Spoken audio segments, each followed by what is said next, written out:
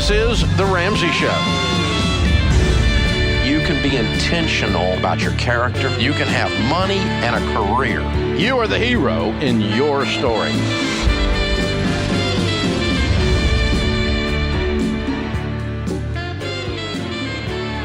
Live from the headquarters of Ramsey Solutions, it's The Ramsey Show, where debt is dumb, cash is king, and the paid-off home mortgage has taken the place of the BMW as the status symbol of choice. I'm Dave Ramsey, your host. Dr. John Deloney, Ramsey Personality, is my co-host today as we talk about your relationships, your money, your work, and your life. It is a free call at 888-825-5225. Some say the advice is worth exactly what you pay for it. 888-825-5225. Aaron is starting us off in Salt Lake City, Utah. Hi, Aaron. Welcome to the Ramsey Show. Hey, Dave and John. It's a pleasure to speak with you today. You too. What's up? So my wife and I are getting really close to getting out of our student loan debt, and we're really looking forward to living the debt-free lifestyle. Cool. And we're just curious. We still have a couple credit cards open, and we just want to know, like, how that works in closing those down, and how long is the process it takes to basically get rid of your credit history and credit score. Well, your history will stay with you 7 years from the date of last activity on each item, 10 years if the item was a Chapter 7 bankruptcy. So if you close that credit card account, that account will show up for 7 years, but it'll get obviously progressively older. And when someone looked at your credit bureau report, they could tell, hey, they closed that credit card 5 years ago. And so it really doesn't start to count in any way for you, against you, or anything after a couple of years, but it still shows up. Now, that's the show up part. If you shut down every single account, you have no outstanding credit account of any kind, and they're all closed and zero balanced, about 6 months later, you will have no credit score. Might be 9 months, might be 12, but somewhere in that 6 to 12 months. Okay, so in when we're looking to move or eventually buy a home, those things won't show up in, say, a couple years, and we can do the whole underwriting process that you talk about. They will show up, but you won't have a credit score. And you would do a manual underwriting with a zero credit score, an undeterminable credit score. So, so for instance, I filed Chapter 7 bankruptcy when I was 28 years old. I was 38 years old, and it was still on there, but it didn't count against me anymore because it was 10 years old, at that point. And I wasn't borrowing money anyway, so it didn't matter. And it did not go towards creating a credit score. There's no activity. So the first thing I did was make sure everything was shut down and closed and zeroed, and there was no continued activity. Because if you have an outstanding bad debt, that stays on there because they're gonna keep adding activity to it where they're trying to collect what you owe. So bad debt being on there will keep open your credit score and keep it low. But if you have zero accounts of any kind showing up on your credit bureau report as active, they're all closed and they're all zero balanced, then it doesn't take that long for your credit score to evaporate, which is wonderful. I've had some instances over the last few years where just maybe buying insurance or buying a cell phone, a lot of different companies are asking, hey, we just want you to know we're going to have to run a credit report on you. Mm-hmm.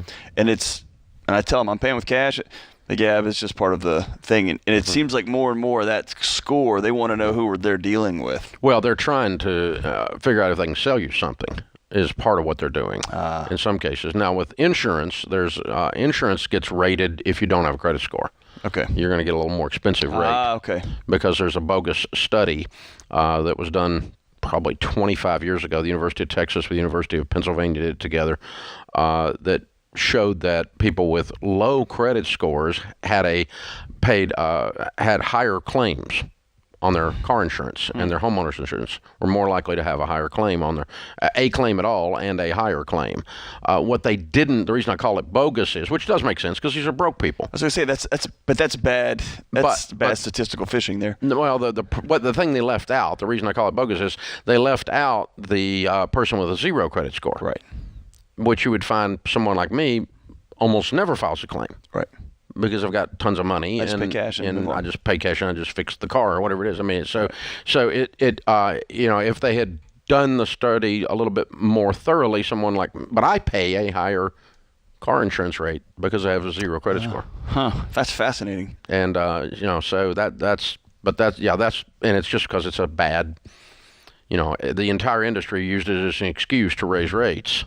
So this bad study. Why would somebody in your net worth situation still carry car insurance? Well, you carry liability.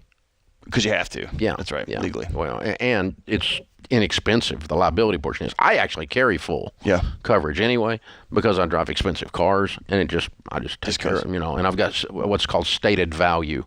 We're not going to negotiate about the value of the car. If it's gone, it's just gone, and you just write me that check. Gotcha. And that's a little more expensive too. So it's a super high deductible.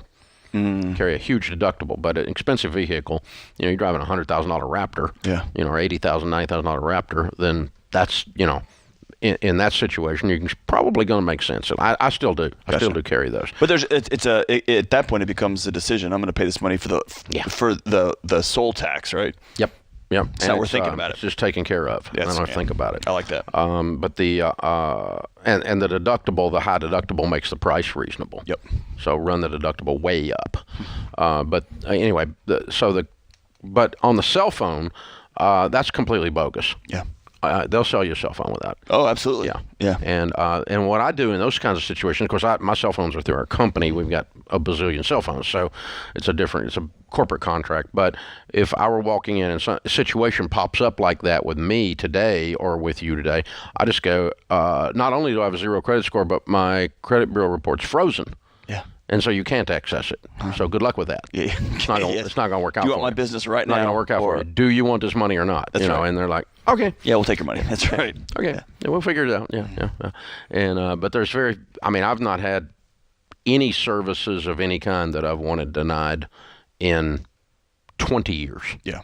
Now, I've never had anything denied, but in the first 10 years, when I started this stuff with no credit cards, I was walking around with no credit card. They didn't have debit cards. So you had to have cash. And so I'm like, and I did run into places that, I couldn't get in a hotel without a credit card. I couldn't rent a car with a cash. And there was no debit card as a substitute that was just as good, So I didn't have that as an option. And, of course, in those days, online didn't exist. Right. The Internet doesn't exist in that decade. So, but that, it was interesting. I went to speak one time on people getting out of debt, and the company I was speaking for had reserved me a rental car. When I got off the airplane, they wouldn't let me have it. I had to call a cab. Wow. Wow. That's sticking to your principles, though, man. It's not having another credit card. I'm done with them forever. That was 30 plus years ago. This is the Ramsey Show.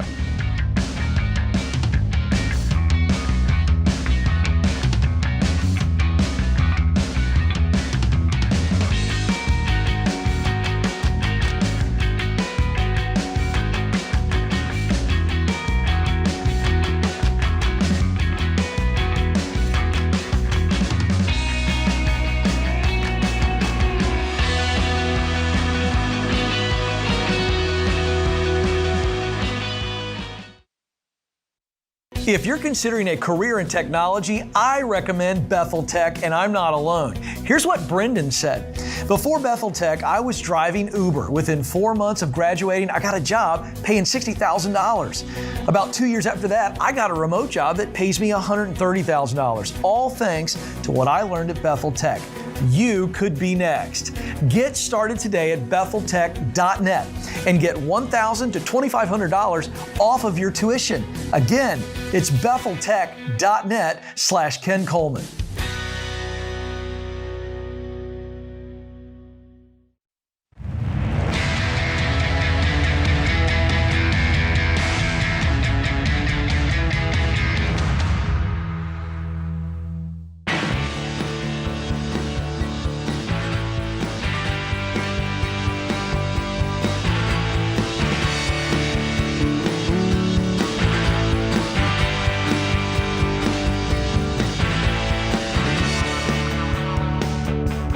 Dr. John Deloney, Ramsey Personality, is my co-host today as we talk about your life and your money. Thank you for joining us, America. We're glad you're here. Matthew's in Knoxville. Hey, Matthew, how are you?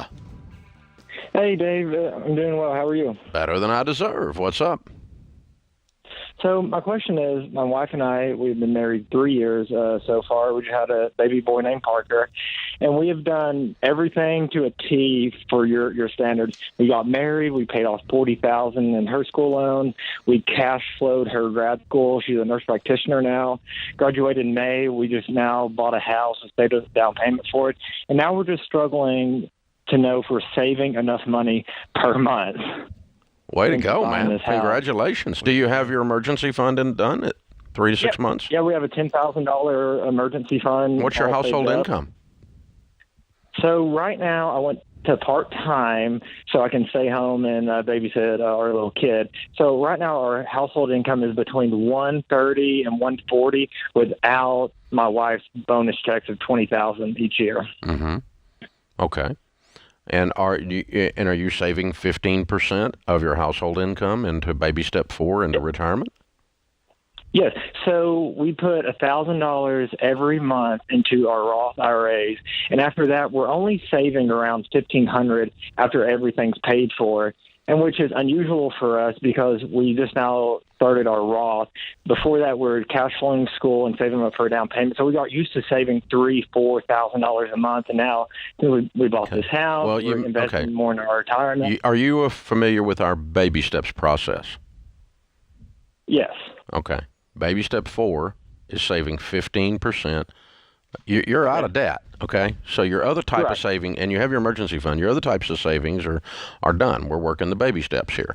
So baby step 4 is 15% of your income going into retirement. And so that would be $22,000 or so, something $1,000 a year, okay, somewhere going into retirement. Does she have 401k available at her place? Yeah. I think we put in 5 to 10% here at the hospital. Okay. Well, you need to add up your total income times 15% and make sure you're putting that amount away in total and no more into retirement accounts. But no more than that.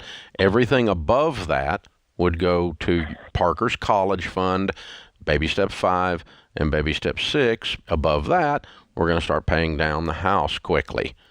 And so where you would have been throwing additional monies into savings, now you're putting a little of it into Parker's, get him a fund started for college, and then beyond that, we're going to get this house knocked out. Okay, that makes sense. It was just really hard for us because, like I said, we've been so disciplined and saving like $3,000-$4,000 a month down to like $1,500 a month after everything's paid for. And $1,500 a month is not enough. Yeah. Right. Okay. Right. So that's the point. And hey, Matthew, let me give you one little piece of advice. From this point forward, never say you're babysitting your own kid. It's called parenting. Okay?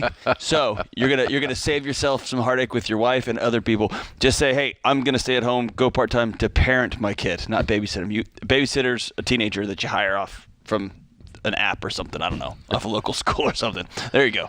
There's my 2 cents on that call, Dave. That works. Kathleen's in Cincinnati. Hi, Kathleen. How are you? I'm doing great. I'm very blessed. Thank you so much. Good. How can we help? Okay. Christmas coming home, we had doing great. And my husband decided to hit the pavement on the side of the highway. So now we have an issue where we have to retire. We're both 64. Wait, I don't have your to husband. retire. Wait, I don't understand. Your husband hit the pavement. What are you saying? Yes, his heart. Did he pass away? No. He's still alive. It's just that he asked me to pull over. I pulled over. He acted like he was going to get sick, and next thing I know, he's flat on the ground. And here we found out it was his heart. Oh, he had a heart attack. Well, they say it was AFib. So anyway, all I know is he's got a pacemaker now. Okay. We get home, doctor says that he has to retire. We weren't planning on retiring, him retiring until he was 66 2/3, but he's going to have to do it this year. Okay. So we have stop. Slow down just a second here. Okay. But he's doing okay now. Yeah, for right now. What does he do for a living? He's an engineer.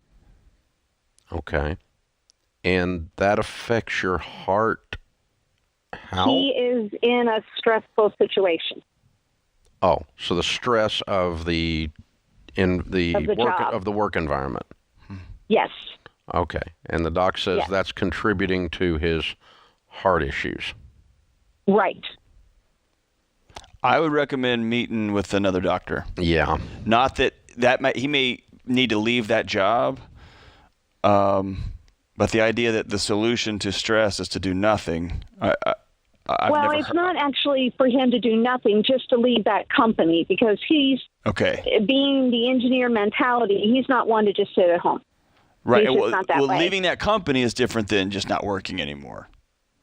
Yeah, but he would like to have that choice, which I understand where he's coming from. Okay. The question I really have is, we're totally out of debt except for the house. I owe $68,000 on the house. We have been pretty much living on half his paycheck. He brings home around $4,000 a month, and I take an extra $2,000 and put it on the house, along with the payment to pay that off. So my question is should I continue to do that? What is your nest egg? Because we have $24,000 in emergency fund, and we have about $375 in retirement. Mm-hmm. Okay. All right. All right. You are obviously the detail person, and because the way you've discussed every bit of this, everything's absolute. I'm sorry. That's okay. No, that's a good thing. It's just easy to communicate with you because I'm the same way. So, we call them nerds around here, and we love nerds, by the way. So, because I'm that way. So, so I think there's probably another play that's actually going to occur here. Okay, I think you're going to get a second opinion on your husband's ability to engage into work. $375,000 with a paid-off house is okay to retire with. Not super great though. It's better than nothing, but it's not like it's automatic and you don't have to worry about life or anything like that. So I would think that he's probably going to work a couple more years somewhere else in a less stressful environment that is approved by the medical professionals. And that income will go ahead and get your house paid off. Meanwhile, you need to keep putting money into the 401k and growing it. And so we are doing that. If we have the full 15%. Yeah, if we can get another 3 to 5 years out of this, which is what your original plan was, your 375 is going to become 500 plus what you add to it, probably going to become 600 or 700. Now I'm feeling a lot more comfortable, and the house gets paid off. Obviously, don't want to cause him to have a heart problem by me putting a lash on his back and saying he needs to keep working. But I think some kind of work at maybe even the same pay at a different environment is probably going to be okay. And I also want to, I know calling the show, it's nervous when you get on the air and you've got these lists that you rattled off. So I want to speak too much into your life here, but the way you presented your husband's heart issue was a real inconvenience to this plan you have. And I'm telling you, everything's going good until he hit the pavement. Until he hit the pavement, he screwed up all my plans. And I would tell you, that is a recipe for a stressful home environment as well. And so maybe consider looking at your husband as, and I know you do this, but as a close friend who suffered something hard and it's scary, and let's sit in that for a minute. Scared her too. It scared her to death. And then let's figure out what comes next. You may have to go to work. He may have to work less, whatever that looks like, but you live in absolutes. Let's soften things up a little bit and just grieve. Get these edges rolled over a little. Yeah. He screwed up this time, Dave. Yeah.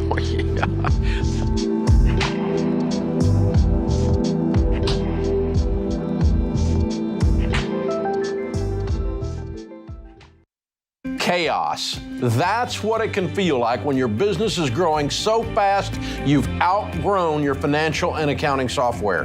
The faster you grow, the more likely you are to lose control of the numbers. And here's the reality. If you don't know your numbers, you don't know your business. That's why we use NetSuite by Oracle, the #1 cloud financial system.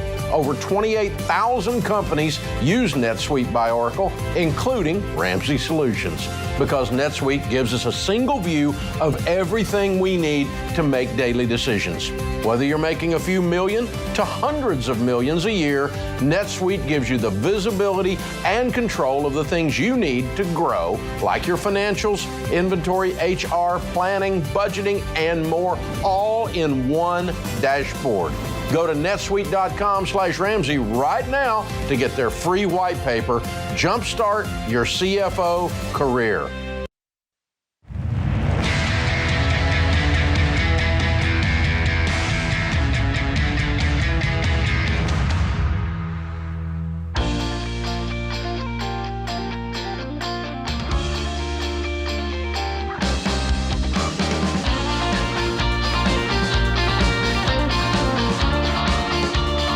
Dr. John Deloney, Ramsey Personality, is my co-host today as we talk about your life and your money. It's a free call at 888-825-5225. Chris and Chloe are on the line in Jacksonville, Florida. It says on my screen you guys are debt-free. Way to go, guys. Sure are.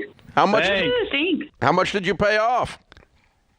$47,000, $47,090. Good job. And how long did this take? 21 months. Wow. And your range of income during that time?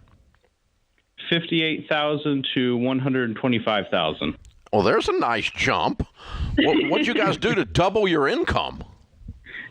So my wife, she graduated college, so she got a job. And then on top of that, we did a whole bunch of door dashing, Uber Eats. I did some freelance software development on the side as well. Wonderful. So what do you guys do for a living? I'm a graphic designer. Mm-hmm. And I'm a software engineer. All right. Very good. Good for you.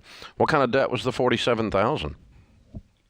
Oh, everything. Student loans, car loans. We had cell phones, Disney passes, credit card, yeah. Everything. Wow. A little bit of everything. Amazing. Okay, so did you get out of school, Chloe, 21 months ago then? Yeah, you started it before you got out of school. That's what happened. Yeah, we started before I got out of school, and then we actually paid the last 3 semesters of my schooling in cash. So how long have you guys been married? 4.5 years. Okay, so what happened 21 months ago that made you push start?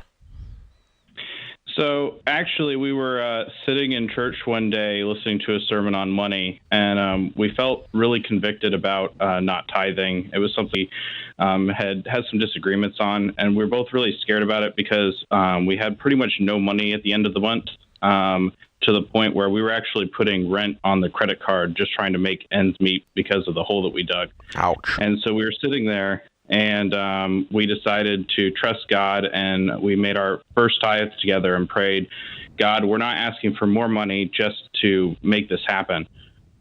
And it's crazy because a couple days later, literally after in church, my best friend had called me and we were talking, and we got on the subject of how our old car was about to die. And I was like, there's no way that we can afford a car payment. Like, I don't know what to do. And she's like, stop. Like, no car payment. Like, just listen, hear me out. Have you heard of Dave Ramsey? And I was like, no. And she's like, he's this really cool guy. And please read Total Money Makeover. And it's just history. Oh, wow. Yep. That's exciting. And your friend yells like Dave does. That's fantastic. Yeah. For real. And so then who sat down with who and had this conversation?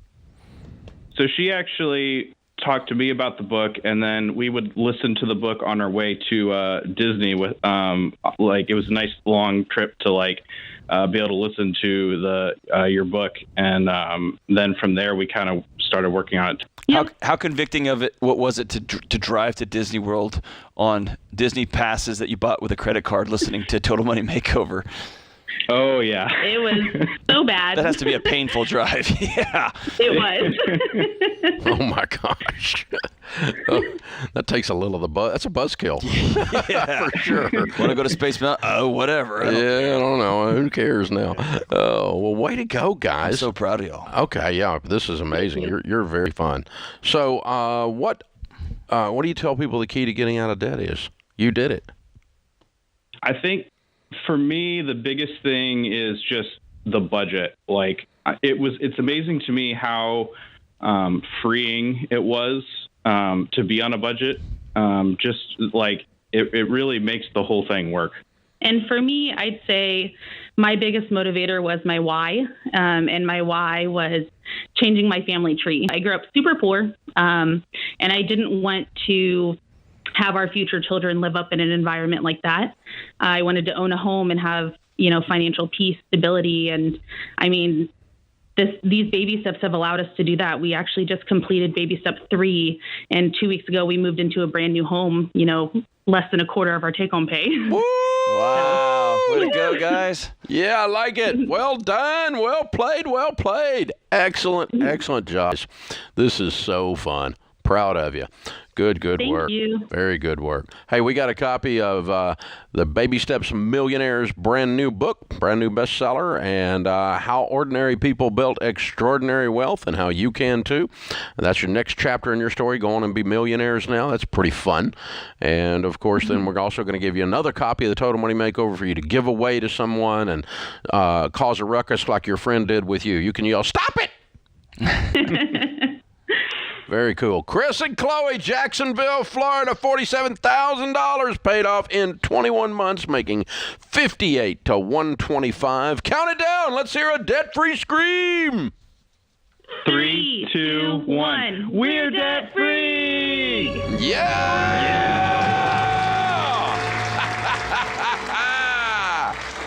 That is fun. Yeah, every January we get hundreds of calls from people who are ready to start fresh, like those guys, ready to get control. And I'm trying to find a plan, trying to figure out what to do next. And the plan that has worked for millions and millions of people is called Financial Peace University. It's our class that has been taught for years and, of course, updated. We just updated some of the videos the other day. There'll be brand new ones coming out in several of the lessons. For those of you that are coordinators and leading people through, be looking for some new stuff on the way. And Dr. John Deloney did a new lesson for Financial Peace University that's absolutely amazing. You can't wait for you to see that. You did that with George. Yeah, it's good stuff. And so the whole step-by-step plan to get out of debt, save money, become outrageously generous, and like that couple there, they just wanted to figure out a way to tithe. They want to figure out a way to make it work and still eat, And we can walk you through how to do that. RamseySolutions.com/FPU. You can have a free trial to Ramsey Plus. And Ramsey Plus will show you exactly what to do. And Financial Peace University is a part of that. You can get in the Every Dollar app premium version and get going. So that's RamseySolutions.com/FPU/Financial Peace University. Be sure and check that out. Hey, that last call, the debt-free scream, I want to not blow by something.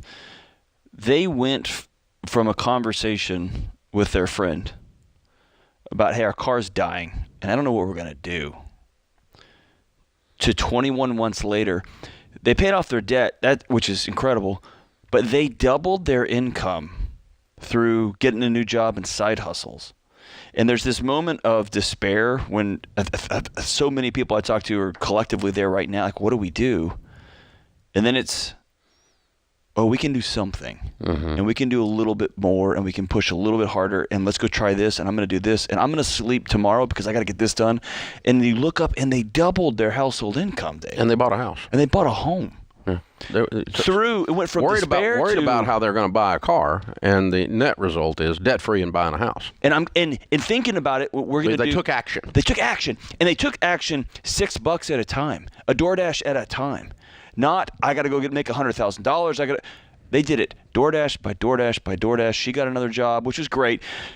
but they nickel and dime the way they to not poke fun, but they baby stepped their way to this thing. And we overthink getting out of despair. It's got to be this big rainbow. It doesn't. It's got to be one step and then another one and then another one. It's incredible. There's, you talk about this all the time, the physical changes, the physiological changes, and they don't happen with inaction. No. When you take action, even if you're unsure, even if you're just a little bit desperate, even if but you're at least impacting the situation instead of letting the situation impact you. Yeah. There's something that starts to be released inside your body, inside your brain, inside your spirit, and you end up moving the money around. And despair lifts with action. Right? The cloud goes. Yeah. This is The Ramsey Show.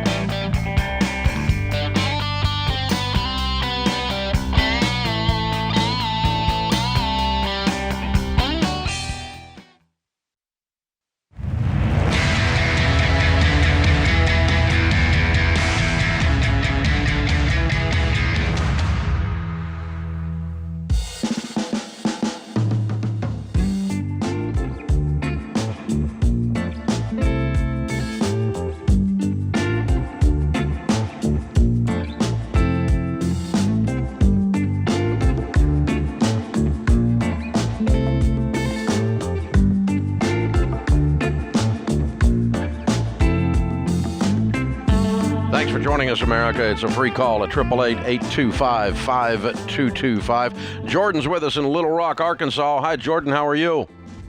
Hi, Dave. I'm doing great. How are you? Better than I deserve. What's up? So I just went through your Financial Peace University and the Legacy Journey, and It was awesome. Great.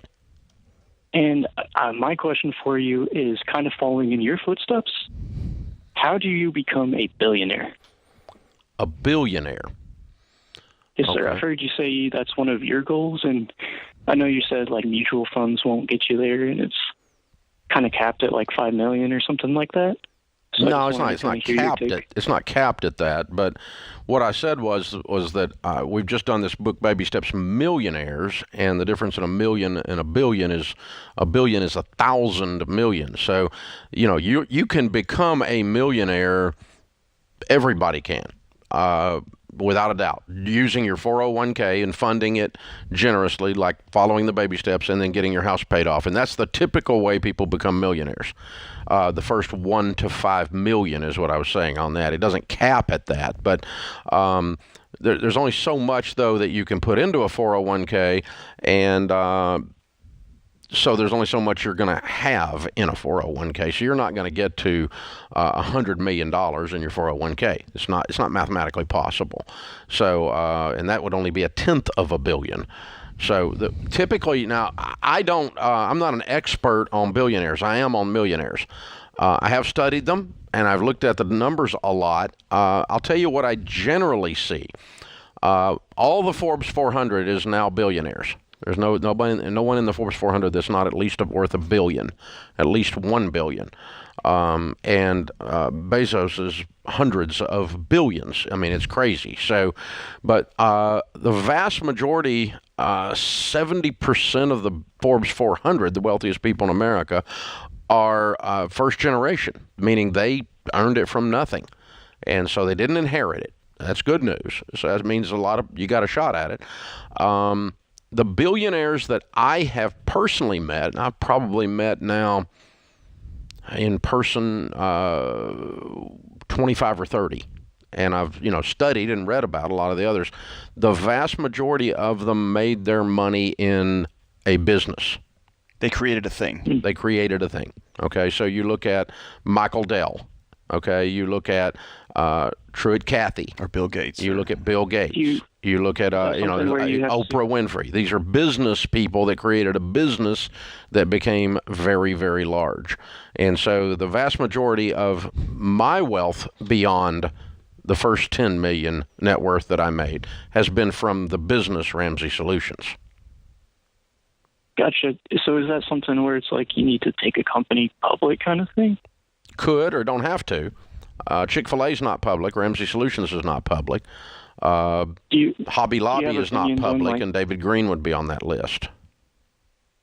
Do you kind of still hold the same principles with like financing businesses like that? I don't finance anything. No, we're starting something like that. There's no indication debt caused them to become a billionaire. But what it was some kind of they were adding value to the marketplace. They're adding value to the community, and people paid them for it. So they Bill Gates, most famous example comes up with a personal computer, right? Apple, is not attributed to a singular person, but where you're adding value, a good or a service that you are bringing is extremely valuable. Elon Musk, is adding value with the Tesla and SpaceX and so on. And so these people, and a lot of them are people you might not be household names like we're mentioning. Those are all multi-billionaires. But the first 1 to 10 billion even, an unusual number of them did it with a business. I don't have actual facts on it in terms of, I can show you percentages, or I've broken it down, or I've done detailed research, but that's just anecdotally looking at it and saying, okay, who's on that list? Where'd their money come from? And you just kind of do it that way, and it's kind of a common sense approach to to the first round of what could become detailed research. But I doubt I'll do detailed research on a billionaire. Where did the narrative come that if you were wealthy, it's because you did nothing and someone gave it to you? Because the data in your book says that's false. That's just simply inaccurate. And then I had never even thought about the billionaires. I'm sure there's Saudi princes and whatever, but these folks, like, man, talk about right place, right time. The world shuts down, and I got this little company called Amazon that delivers stuff to your door. Yeah. You know what I mean? Yeah. Like, they created something of value. Yep. And that's where the money comes from. It's someone got helped, someone got served, someone got entertained. Yeah. And that's where the money comes from. But this narrative is that... Well, the narrative is Marxism. I mean, you cannot support communism as an economic methodology unless you first have to lay the groundwork and say that all of the wealth, that the aristocracy that has the wealth are evil, and so it must be taken away from them. You have to vilify. You got to make somebody bad. And the problem is in America that the people that they're vilifying are successful people, and the problem is they're successful helping other people. They're helping other people, and so the narrative won't hold water in America, because people are walking around going, "No, I know that guy. He's not. I know that gal. Yeah. They're not. I don't hate Oprah." Right. I'm sorry. You can't. It's not legal to hate Oprah. It's not. So, exactly. I mean, you can't. I'm not.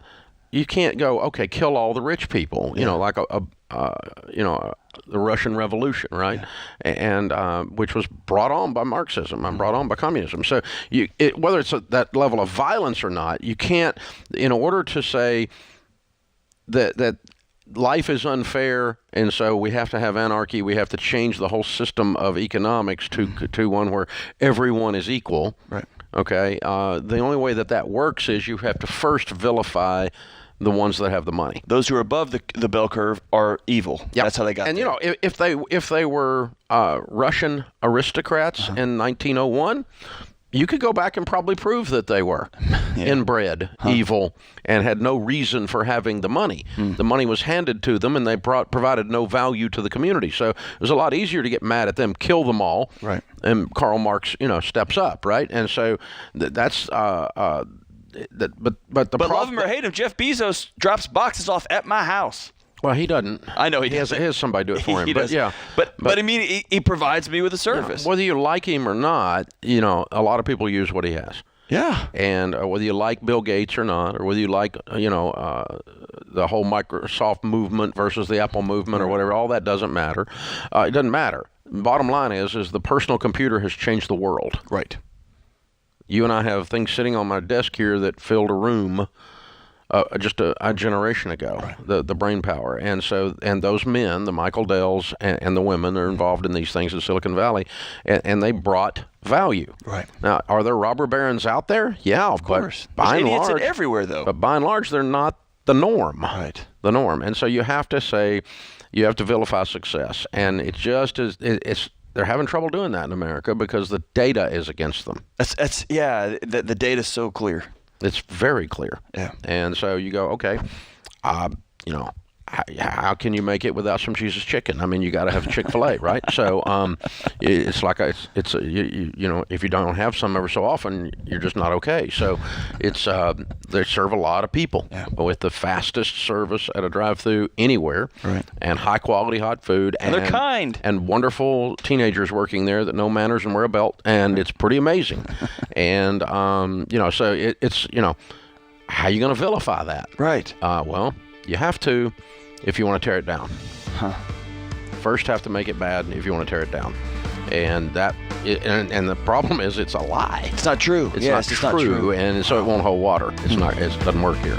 So you wealth inequality people, sorry, you're going to take your communism to a different continent. It's not going to work here. This is the Ramsey Show.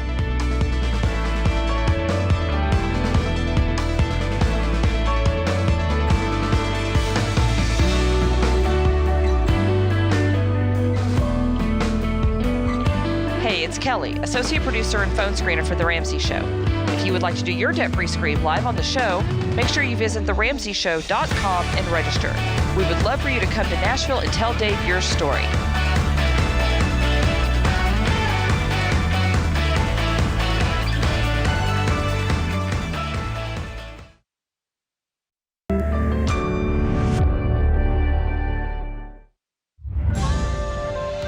This is The Ramsey Show. You can be intentional about your character. You can have money and a career. You are the hero in your story.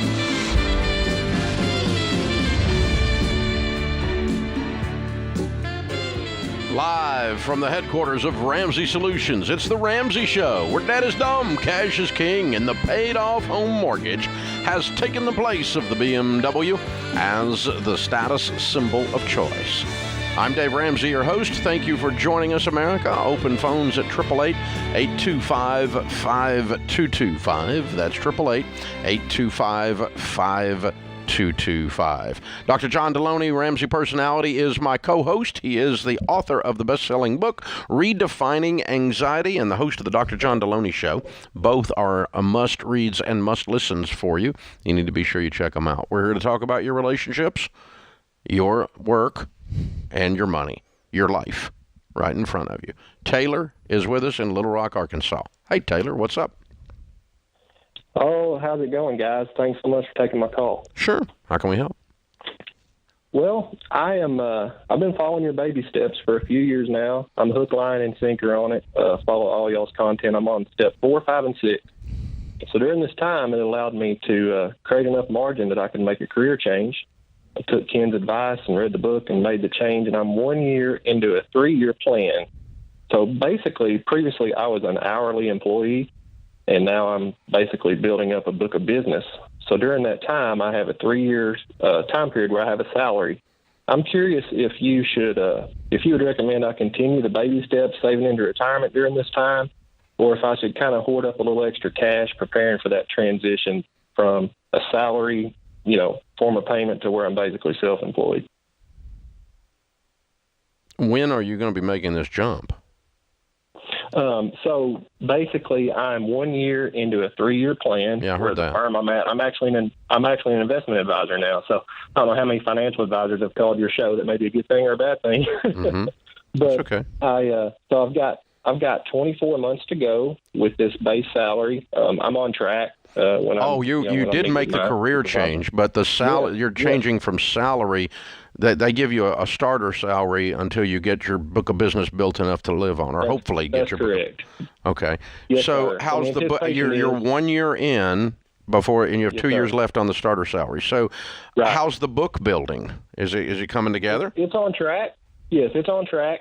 Everything, of course, this business. Everything I hear is how hard it is and how listen to what you guys say. It takes twice as long as you think it's going to. It's, you're not the exception. Well, I mean, where are you today? Do you actually have people where you're making an ongoing income that's equal to your salary yet? I'm not equaling my salary yet. No. When I met with my supervisors, they tend to say, yes, I'm growing at the rate they would expect me to, so that at the end of this 3 years time, I'm not asking about meeting their expectations. Yeah, I'm asking you about a dollar amount. If you went off the salary today, what would your income be? Oh, I'm not anywhere near that salary. I don't even have any idea yet. So basically, nothing. I'm compensated. No, I would be earning an income, but it's probably less than 20% of what I expect. That's to be able to what make I'm asking. 3 years of this. No, not expect to be able to make. I ask, you're on a $24,000 salary and you're making it on that right now. Okay. I guess I explained my situation wrong. That's not. I'm on a $50,000 salary right now. Okay, you're on a $50,000 salary, and you're making it okay on that. So if your book of business generates $50,000, you wouldn't skip a beat when you lose the salary, right? That's right. Are you at now? What is the book of business creating today? $10,000 of the 50. $2,000 of the 50 or $40,000 of the 50? Roughly 10,000. Roughly okay. 10,000. Okay, that's what I'm asking. So gauge that, and the more I would go another year and not worry about it. After another year, if you're not looking like you're going to make it to 50, then maybe you do need to stop your baby steps. But right now, you're worrying about something that hadn't happened yet. Right, that's true. Yeah, I didn't want to reach the end of this 3-year track and I don't want you to either. But you're only 1 year in. True. So run it another year, and you'll be able to tell. If you're at 12.5 after another year, well, yeah, we got a problem. Yeah, exactly. Okay, but if you're at 42.5 after another year, I think you're probably going to make it. You don't have to even ask this question then, right? Yeah. And let those guys who are giving you pats on the back or saying, "Yeah, you're on track." You have no idea what their motives are. You have a dollar amount right in front of you that will tell you. Yeah, that's your here's scorecard. How I'm doing. No, pats on the back aren't your scorecard. Your scorecard's the money. That's right. And it's not because we're all about money, but this discussion is about your income. That's and right. So, can you make it or not make it? That's it. It is an objective, not a subjective situation. So you can actually measure it and go, I'm either there or I'm not, or I'm close enough that I can make it, that kind of thing. Thelma's with us in Green Bay, Wisconsin. Hi, Thelma. Welcome to That's not it. And I can't get rid of it. There we go. My bad. I pushed the wrong button. Thelma's in Green Bay. How are you, Thelma? I'm doing good, and I'm very nervous. Good to talk to you, Dave and John. And I want to say, what would Dave do? But I know Dave wouldn't be in my position. Well, he might have been one time. You never know. What you got, kiddo? Lots of dumb. Okay, I just started with you like 6 months ago, just listening and stuff, because I got like 2 years before I'm eligible to retire. But I may have to go longer. Okay, so my husband and I started with timeshares back in 2000. And we kept buying more and kept buying more and kept buying more. Okay. You have more than one? Wyndham. What? How many do you have? Well, we have like a million points with Wyndham. Okay. And so that's what we kept buying, more Wyndham. Playing the dumb game. We love to travel. Don't have the money to travel. And we thought this would be great for our kids. Thoughts. Okay. So anyway, I had a conversation with Wyndham today, and they have a program where they would actually just, of course, take your property back. You owe them nothing because in their eyes, I have the contracts paid off. But I only have it paid off because we got personal loans and equity loans to actually pay them off. Okay. Mm-hmm. So we still owe, I couldn't tell you with that. When we combine everything we had, credit cards and everything, we have like $60,000 in loans. Okay. They would give us this, they would take the property back in two different sections. Either we just give it all back and walk away and see nothing, or we give it back and we get 3 years of our million points to use amongst my husband and our 4 children, because we have our children on the contract with their names. So what's your question? And what? What's your question? The question is, with a $643 maintenance fee on these points for the rest of our lives, would you give it back? Yes. And just say, I'm stupid and I don't want nothing to do with it? Yeah. Yes. I know when my husband and I, because we're new at this and we're doing the budget, You're tired of the fees, and the fees aren't going anywhere but up with Wyndham. Timeshare is legalized fraud. It is an absolute, completely screw job. And I'd get out of it. I'll go ahead, I do.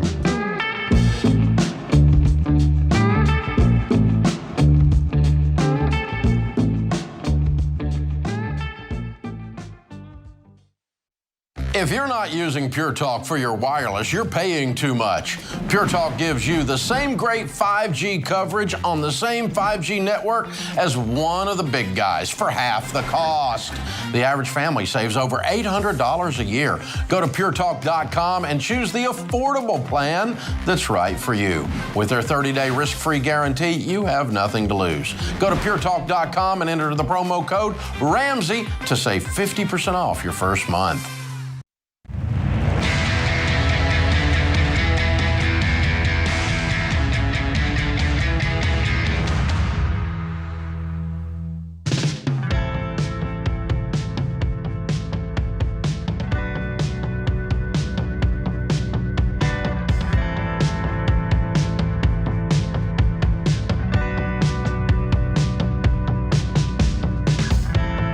Well, it's time to put 2021 behind us. Last year, we left a lot of people feeling burned out and sluggish, beat up, beat down, despair. But 2022 is a fresh start, and it's your wake-up call. Are you ready to own this year?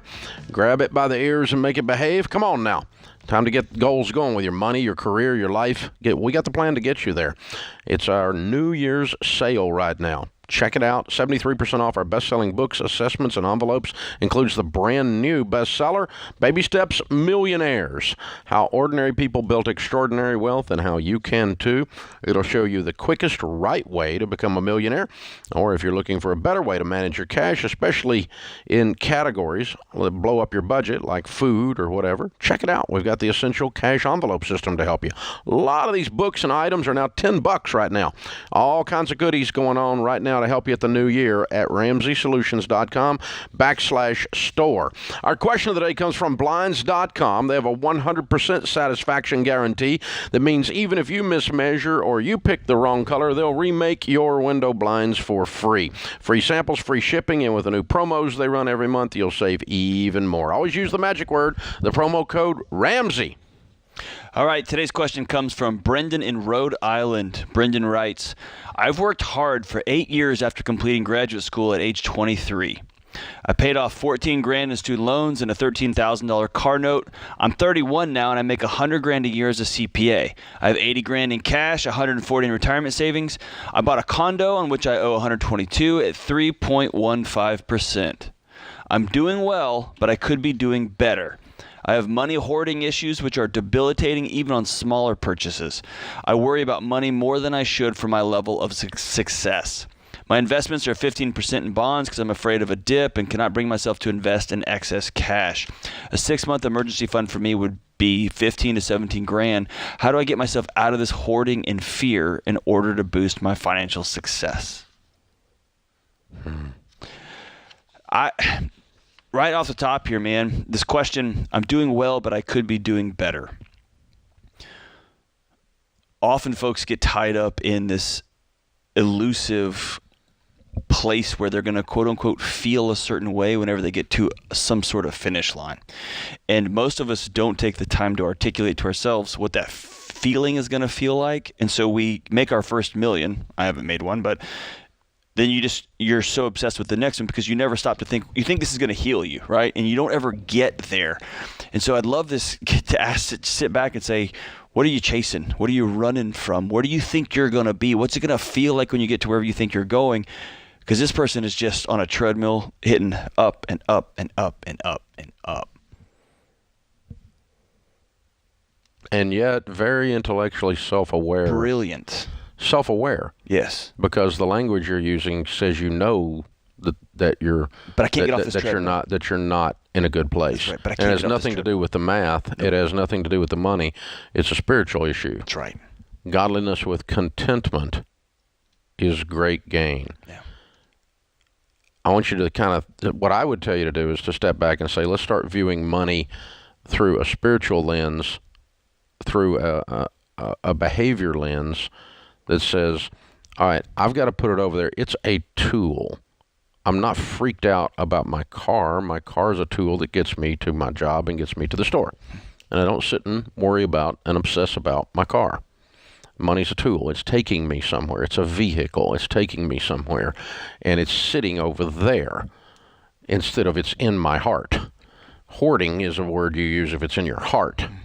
And it's compulsive. I can't stop. This is all, it's like it's got its claws in you. Yeah. And so the peace that passes understanding is what we're looking for. I want you to reach a place where the money is sitting over here and you're looking at it in a pile, smiling at it, and breathing in cool mountain air, and that sense of exhale, and just kind of, okay, we're all right.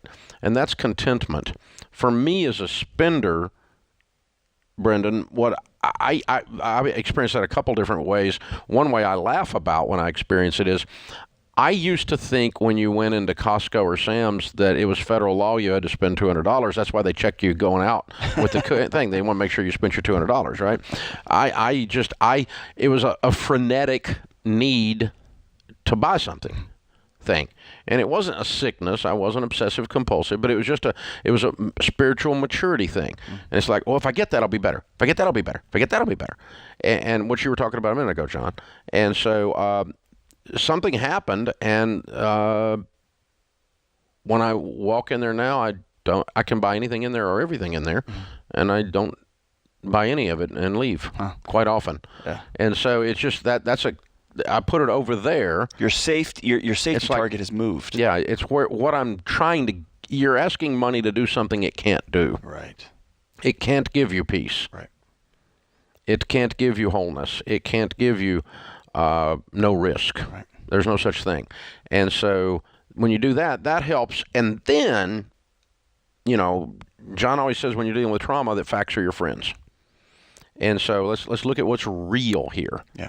Okay, and you say, okay, what's real is bonds are going to underperform in your portfolio, and you're actually going to make a mess instead of actually made good money on something that has a very long, stable track record. I mean, there are mutual funds that are 80 years old that have had 8 down years in 80 years and 72 up years.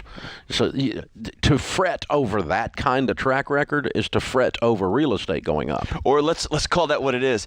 If mutual funds go away, you'll be dealing with much bigger issues in your life. Yeah. Right? You'll be borrowing water from your neighbor. So there'll be a bigger thing going on. You need right? bullets and other That's stuff. Right, yeah, and coffee. That's right. You'll be trading blue jeans. Yeah. So yes, you need to loosen up. I think you're trying to make the money it's a warm blanket. Do something spiritually for you that it doesn't have the capability to do.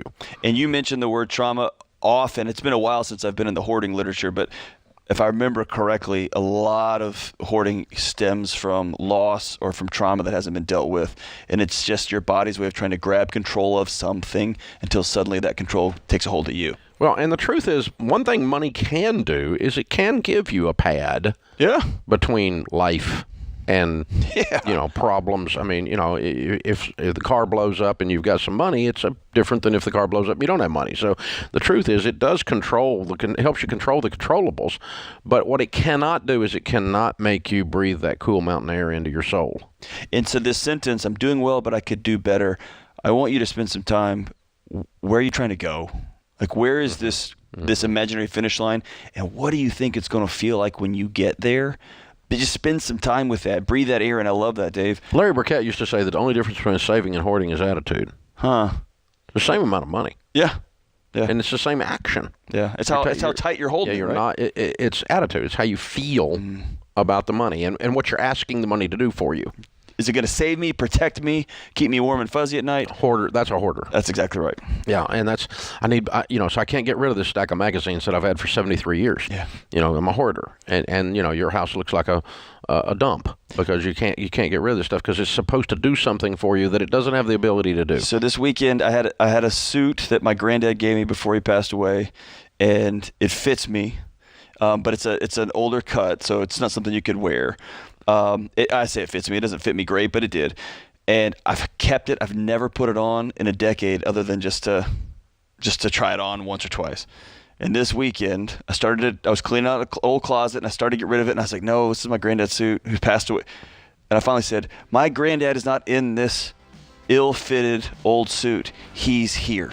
Yeah. Right? And it's time for this to go, because I was trying to get this suit to do something, to be a memory. It's not its job. It can't do stuff. It's to get me in out of a banquet. If you give it that job, it's going to fail at it. Every time it will and fail. And the money's going to fail. That's right. At making you feel that cool mountain air into your soul. Financial peace is an attitude.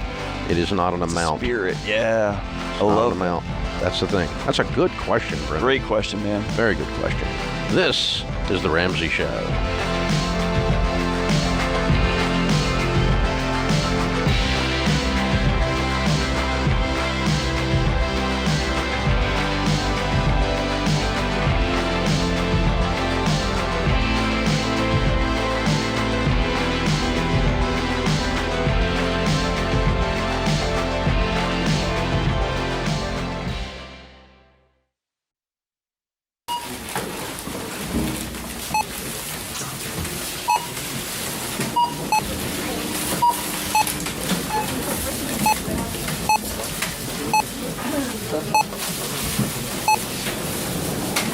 Still on baby step number 1, eh? How'd you guess? With healthcare costs rising, learn how Christian Healthcare Ministries can help you make the most out of your budget. Visit chministries.org/budget. Don't worry, it's worth it.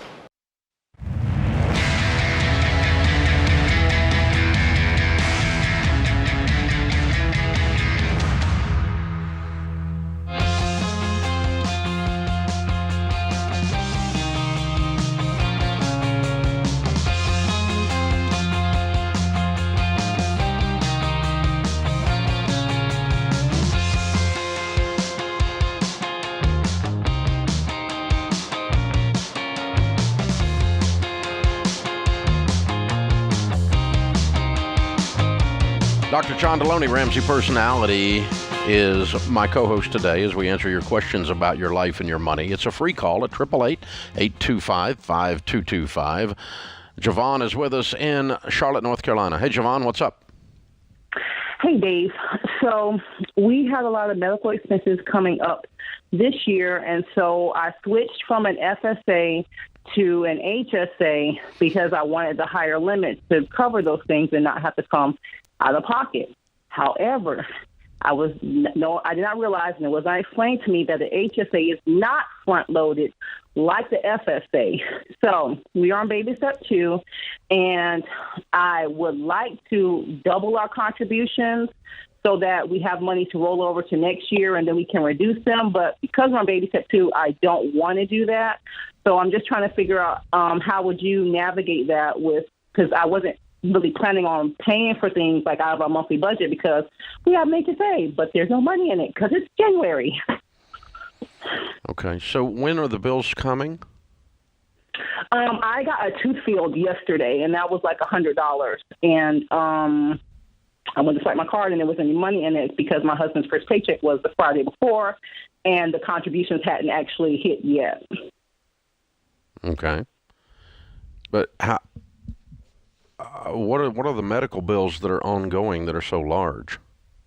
They're not ongoing. My husband needs some implants. My daughter is supposed to need some implants because she's missing some permanent teeth. They're talking about doing braces this year, and just looking at our portion for the implants, that was going to be over the limit of the FSA by itself, and I didn't want all of that. And the HSA is covering all this. The dental? Yeah, it's good for dental. Yeah, the FSA is like $2,700. And, if we got all 4 implants this year, it would the HSA is a health plan. Yeah, it's not a dental plan. You can work. You can you can pay dental out of your health savings account, but your health plan likely doesn't cover dental. Yes, but the HSA, I can use those funds for dental or medical. I know that. Yeah. Okay. But your flexible savings account is that's just the cafeteria plan where they take your money out pre-tax, and you can label what you want to use it for, and you can use it for anything for your out-of-pocket costs on anything, right? I don't know why you couldn't do both. Well, I guess his company won't allow us to do both. We have to do either or. And we've already made our elections because open enrollment was last year, but after switching, I called our administrator for the HSA, and they told me that the HSA is not going to be front loaded with the funds. Okay, the money going into the HSA out of your husband's check is making it a pre-tax contribution into the HSA, and then when you spend the money out of the HSA for medical, there's no taxes on it. So all you're saving by all of this is the taxes on the amount. That's all you're saving. Yes. Other than what insurance is covering or not covering in the two competing plans. But the idea of your HSA, the actual health savings account not being funded, the only thing that costs you is taxes. Oh, but you're saying... So you just write a $100 check and you didn't get the tax benefit is all. But on the cafeteria plan, if you're going to have $5,000, that $5,000's available to you January 2nd. And you're saying that $5,000 in the HSA won't be available to you till the end of the year when you've basically until you have funded until you funded it gradually. Okay. But no, it'll be funded not the end of the year. It's incrementally. You're funding it out of your husband's check. Right. Correct. Yeah. Okay. So it's just incrementally going to grow through the time. So the only time you've got a problem is if you have a bill bigger than the amount you've been monthly putting in totaled. Yes. That's the only time you're going to have a problem, which is today, because it's January and you ain't even got any money in there and you had a $100 bill. So you just pay that $100 bill, just write them a check, or you wait and pay it next month out of the HSA, one of the two. Don't pay them until next month. Oh, yeah, they weren't accepting that. They were like, what's your debit card right now? So that's what I was thinking. I was thinking either to just pay it out of our budget, which means that's less money going towards it, and then at the end of the year, send in all of the receipts. Yeah, but it sounds like you're doing a whole lot of business with this dentist, and it sounds like that they can wait a month for their money. What you described to me was thousands and thousands of dollars of dental work through your whole family. Yeah, like I said, my husband needs 2 implants, and my daughter needs so I think your dentist is going to change his attitude, or I'm going to change my dentist. Especially with the HSA, which is essentially you're paying with cash. Yeah. You can wait a month because I got to get this thing funded. Yeah. And they can wait. It ain't going to kill them on a $100 bill. Yeah. When you're doing thousands of dollars of business with them, they can wait, or I'll get a new dentist. That's right. They treat me like I was somebody off the street and I got to pay cash on the barrelhead because you think I'm going to stiff you. Right. And yet you've got me lined up for implants here and implants there and everything. Oh, my God. No. Don't have an attitude with me. Yeah. Just because you got a medical just because you got a little white coat on, it's not a good idea. So we'll get you paid. These little white coats they're a problem. We'll get you paid. Open phones at 888-825-5225. Thank you for joining us. Dave is in Salt Lake City. Hey, Dave, welcome to the Ramsey Show.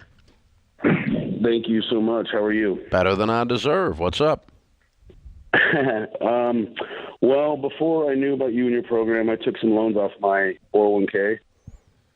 And after reading your book, I really need to make a plan. I'm a complete mess, but I'm paying like $1,100 a month to pay these loans back in my 401k.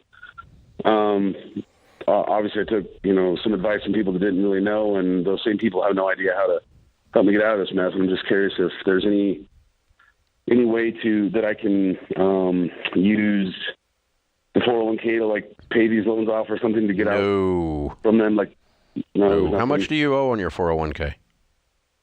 $40,000. Yes. Jeez, what'd you do with it?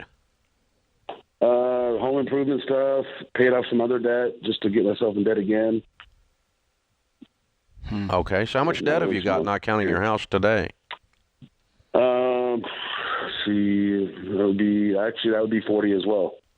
Okay, so 80,000 makes you debt free, not counting your house. Correct. And what do you make? What's your household income? About 111. Okay, so how fast are you going to pay off 80, making 111? My goal was for 2 years. There you go. But I like I said, I don't even. So what is the other 40? Is it the other 40's on what? There was a home equity loan, and then there was some credit cards. No car? No, cars are paid for. Good. Ironically, what are they worth? Total probably only about $15,000. What's the boat worth? It was an SUV. What's that? What's the boat worth? I don't have a boat. Okay, just checking. It was a good test. You passed the test, Dave. my only my guilty pleasure is my riding mower, and it's paid for too. So. Okay. All right. So what we're going to do is we're going to get on a detailed written plan, beans and rice and beans. You're not going on vacation until you get this mess cleaned up. You're not going out to eat until you get this mess cleaned up. You're going to get out the scissors and have a plastic surgery party tonight and chop up all your credit cards. You got to fix this. And it's going to require you get radical for the first time in your life. You've been slopping around on this subject for a decade, and you're sick of looking at yourself in the mirror on how it's turned out. Am I right? How'd you know that? No, because I'm you. I did it too. I know exactly how it feels. So, a lot of what you were saying to other people was with the spiritual issue. I've never really addressed it in that angle. Yeah. And this is time. In your case, it's time to get mad. Sick and tired of being sick and tired. I'm disgusted, and I'm not living like this anymore. And that's when people lose weight, and that's when they fix their marriage, and that's when they fix their money. And I'm going to put you into Financial Peace University and hook you up with every dollar with a Ramsey Plus subscription and get you set up, man, and show you exactly how to do this stuff. The only thing I ask is, by God, you go do it if I give you all this stuff for free. And then you go help somebody else when you're rich someday. And you will be if you follow it. This is The Ramsey Show.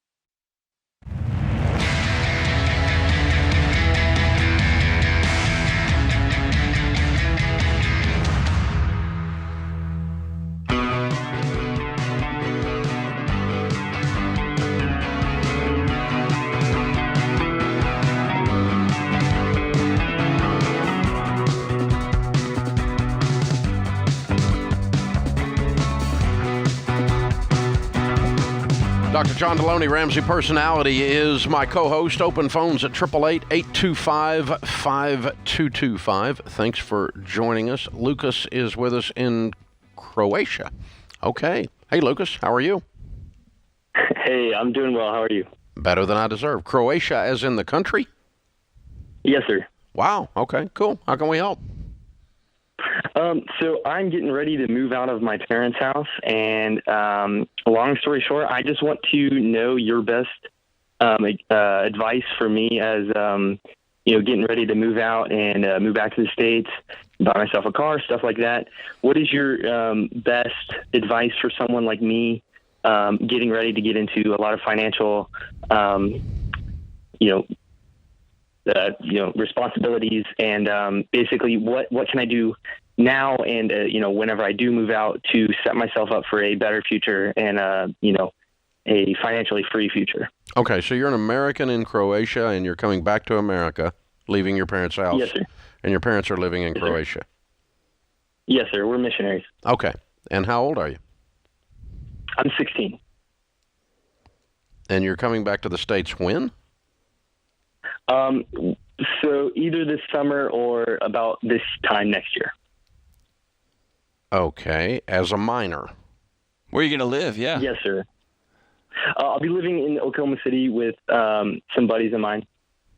And if that doesn't work out, then I'll move down to Texas with my brother. Okay, because the problem you're going to run into if you're not 18 is you're not going to be able to transact business. You can't sign a lease. Right. Yes, sir. You can sign one, but it's not older valid. Than me are going to come in. I'm sorry? That's where my buddies that are older than me are going to come in and sign a lease, and then there's going to be basically a mutual agreement among us. Yeah, and what are you going to be doing for a living? Well, in the beginning, I'm going to be going to a Bible college in Oklahoma City, and then probably working at Chick-fil-A, honestly, because it's got the highest pay for someone that doesn't have a degree yet. And then after that, I'm honestly not too sure. I believe that maybe after that, I'll probably move to Alaska because I love up there. So it's, and then maybe go to another college possibly. It just depends on, what the Lord wants me to do, honestly. You're an adventurous dude. Okay. Thank you. So you're going to make enough money at Chick-fil-A to go to Bible college, pay rent, and eat? Yes, sir. After taxes, it'll be about $14 an hour. It'll be about $640 a week. Okay, and you've already laid your budget out? Yes, sir, I have. Wow. Okay. Wow, impressive. All right, so...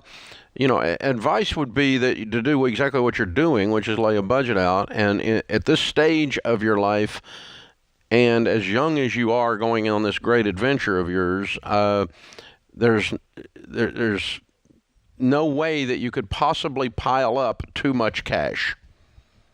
I want you to see how big a pile of cash, extra money in a savings account you can create. A huge emergency fund.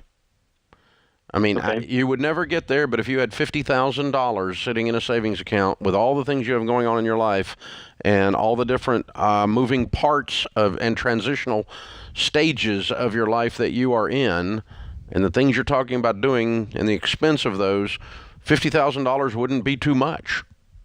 So, and you're not going to get and you're probably not going to get there, and that's okay. I'm not saying that has to be the goal, but my point is simply pile up cash and live on a written plan that has margin in it that allows you to pile up cash. The bigger pile of cash you have, the more options you're going to have. And you're coming out of a missionary family, so the Bible says, in the house of the wise are stores of choice food and oil in Proverbs. Okay? Yes. So wise people save money. And you are wise beyond your years, and you are adventurous, and you're taking on quite a deal here for a 16-year-old guy. Why are you leaving home? Yes, sir. So I'm almost finished with school, and honestly, there's not much other reason for me to stay here. And of course, as you already stated, I'm a very adventurous, and I don't like being held down one place for too long. And I'm just, I'm ready to kind of experience life on my own and outside of my parents' household. Are they in support of their 16-year-old going halfway across the globe to just go figure out life? Yes, sir, they are. They've taught me a lot. So cool. And I'll be 17 by the time I move. So I know a lot of 37-year-olds that probably shouldn't be living on their own. So good for you. Good for you. Hey, let me also suggest this. I want you to write down some core values that you have, like about how you're going to treat people, how you're never going to borrow money, how you're going to never be dishonest. And I want you to hold that thing close to you.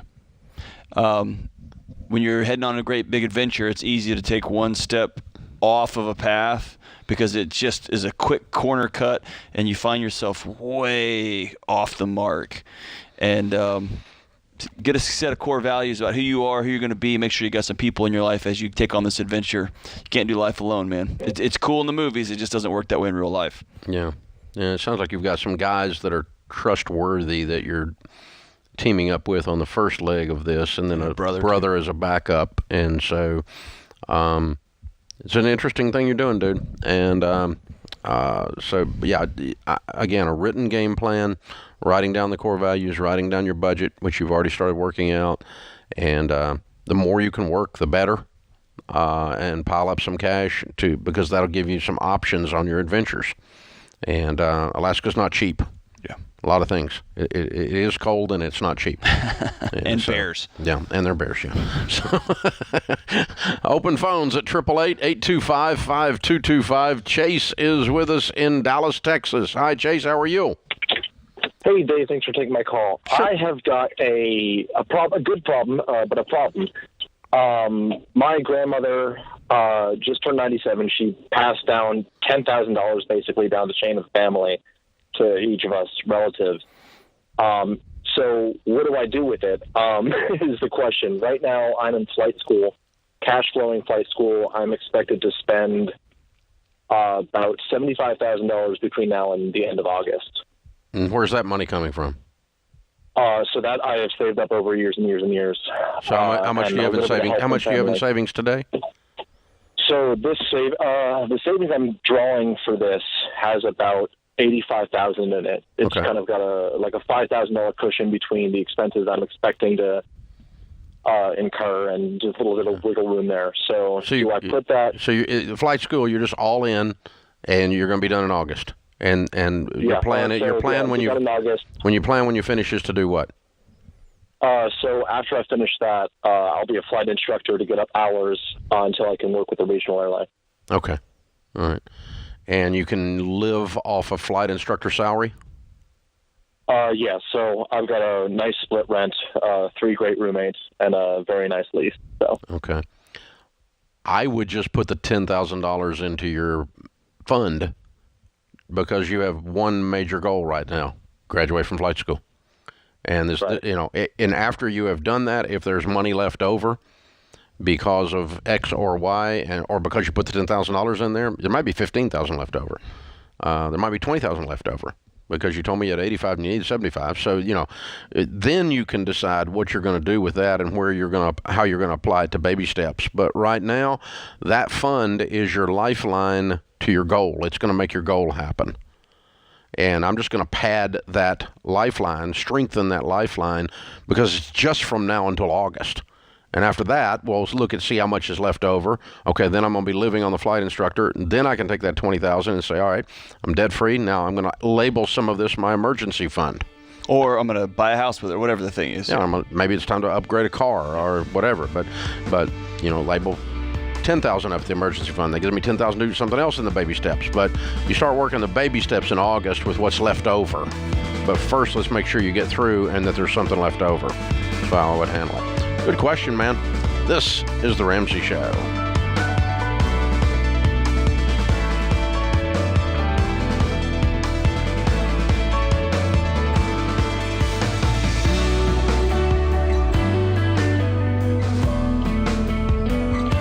This is James Childs, producer of The Ramsey Show. Did you know The Ramsey Show is one of the most popular podcasts in the world? Subscribe or follow today wherever you listen to podcasts.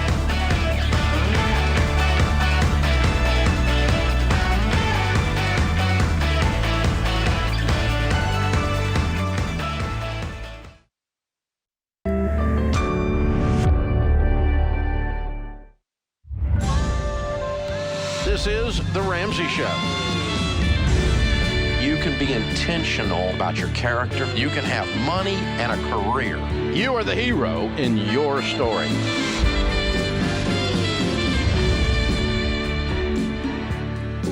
Live from the headquarters of Ramsey Solutions, it's The Ramsey Show, where debt is dumb, cash is king, and the paid-off home mortgage has taken the place of the BMW as the status symbol of choice.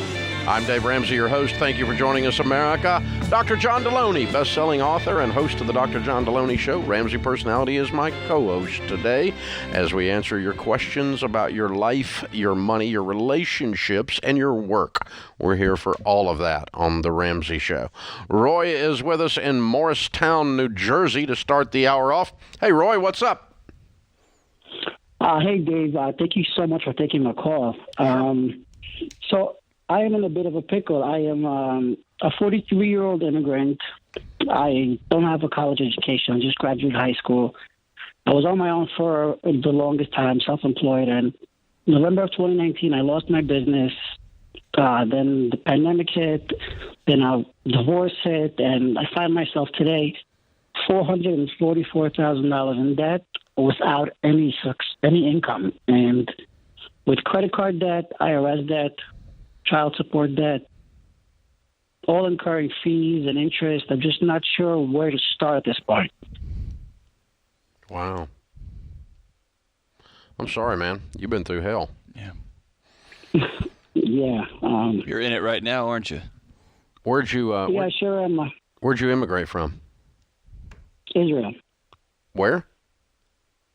Israel. Israel. Oh, okay. Yes. Okay. What kind of a business did you have? I owned a small business where I would buy the secondhand phones, iPhones, from a company called Brightstar that did Apple's logistics. I would bring them into my office. I would separate them, test them, and then refurbish them and resell them. Mm-hmm. And why did that not work? Oh, it worked great for about 8 years, and then I got an email from my vendor from Brightstar saying that they're going to stop selling me product because they signed an exclusive contract with one of my competitors. So you had only one customer? One vendor, correct, yeah, which was the most reliable because it was basically everything that was returned to the Apple store or the online store would go to Brightstar. They would do the logistics. So it was the only dependable vendor in my market, yes. How did you come upon that opportunity? So I've been in the cell phone business for about 15 years, and, you know, through a lot of research and just trade shows, networking, I found Brightstar. Okay. All right. Well, and it worked for a while. That's interesting. Yeah. 8 years, huh? Did very well. So what kind of debt is the 444? So we're looking at $70,000 in credit card debt. We're looking at $60,000 in IRS. So the IRS, basically, it's capital gains tax. I started investing in 2013, and because I lost my job in 2019, I sold half of my portfolio in late 2019. And so what is the other $200,000 or $300,000? Okay, so we have small business loans from the SBA. How much? For $128. Okay. And then I have a current support order from the judge due to my divorce at $7,500 a month, and he did that retroactively as of like 6 months before, and putting me $70,000 in debt from day one. That's back child support. Correct. Well, it wasn't really back child. I mean, he made it retroactive. Yes, like yeah. I wasn't ordered to pay one, but the day that he did order me to pay one, he said, "Okay, we're going back 7 months." So you got a dollar amount and not a percentage? I got a dollar amount, correct. Okay, but you have no job, no income right now. Correct. I've been trying, applying left and right. So one of my issues is that at $7,500 a month, just for support, I need to find a job that pays me over $120,000 a year with no college education. That's a very tough ask. No, what you need is a lawyer. Yeah. Because most child support is based on your income, not a set fixed amount, and you need to go back before the judge and explain say this is what I'm making, nothing. And when I do get a job, Your Honor, I'll come back in and we'll set the percentage by law, because every state does this by percentages. Was there something? Did you do something? That's a stout amount. Or were you making He was making bank. A ton of money before you lost your business? No. So basically, what the judge went off was, is my wife's attorney was very savvy in convincing the judge that the capital gains tax that I was taxed in 2019 was $250,000, and the same thing for 2020 was $250,000. So she convinced the judge that somehow I was making $250,000 a year. I'm not sure how the judge didn't know the difference between capital gains and earned income, but that's pretty much what he went off. Yeah. Your attorney sucked, and you do need a new one, and you do need to go back in there and reset this, because it's not tenable. You have to. You can't not. It's, number one, it doesn't work. You can't pay it. You don't have any money. And number two, you can't set your career up based on your child support. You set your child support up based on your career. And so that is not your income. And so you've got to get that's a side issue. The rest of this stuff's still sitting there. And you do need to go make some money. Your best shot, though, at making money is not going and getting a job. It's finding the next opportunity, because you have an eye for things. You have an eye for business. You have an entrepreneurial ability. The only thing you screwed up in your business model was you depended on one singular customer, one singular vendor for everything, and that gave them the power to put you out of business. That's a lack of diversification. You don't want to do that.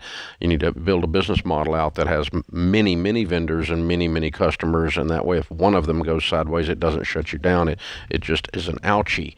And so that's going to be your play. I mean, before you start talking about how you're going to pay off debt, we have to talk about how we get income.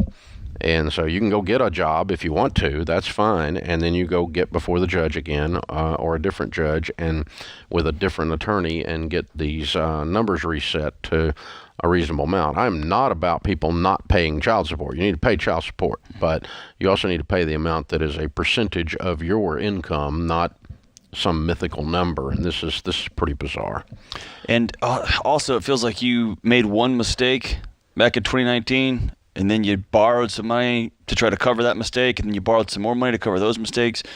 And so, man, we've got to get to where if we have one, we fall down, we dust ourselves off, and we keep on a path moving forward. We don't just keep piling in on these mistakes, man. And the next time you start your business idea, you start it with cash and you run it with cash, not with debt. That's right. Because some of your credit card debt and your SBA loan had to do with your startup, and some of it had to do with trying to hang on after you crashed. Yeah. And so, to John's point, so you got to say, I'm swearing off of debt for startup, and I'm swearing off of debt for survival. So as a guy, you've been through it. What's the point when you look in the mirror and say, "Is bankruptcy right for me?" When do you get? When you don't have any other way to do it. Okay. And there's, it doesn't fix his situation, because the day if he had zero debt, he still has zero income. Right. And you have to have an income. Got to have a job. So we got to fix that. And the child support's not bankruptable, and neither is the IRS. So the only thing you'll be bankrupting on is $70,000 worth of credit card debt. Oh, the SBA is bankruptable, but yeah. Wow. Sorry, brother.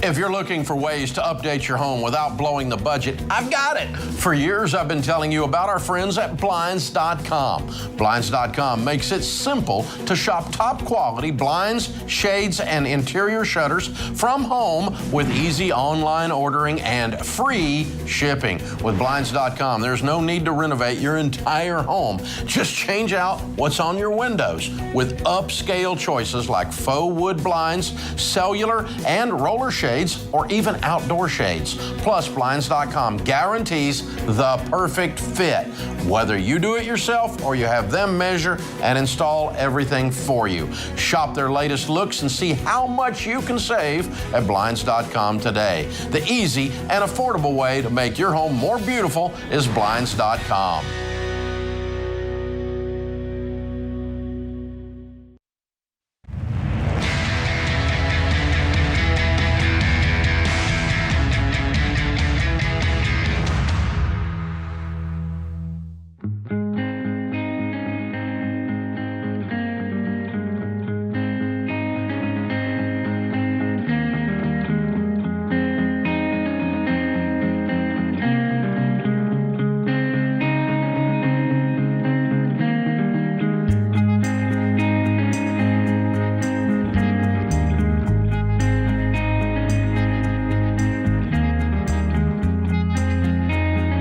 Thanks for joining us, America. It's a free call. Dr. John Deloney, Ramsey Personality, is my co-host today.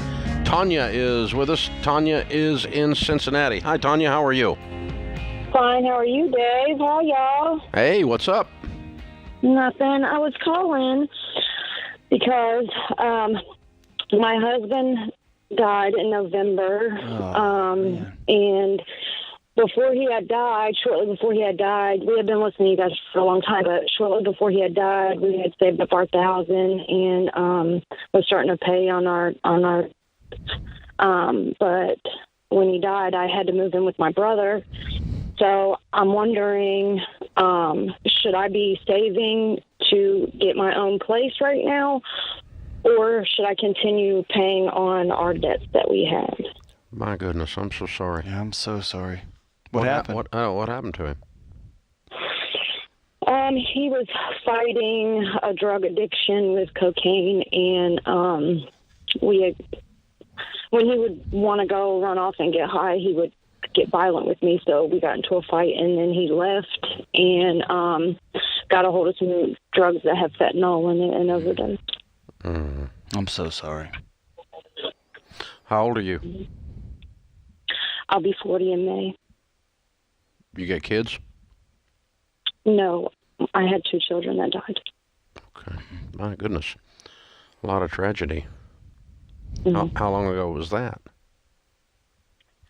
My first child died in 2012. My second child died in 2013.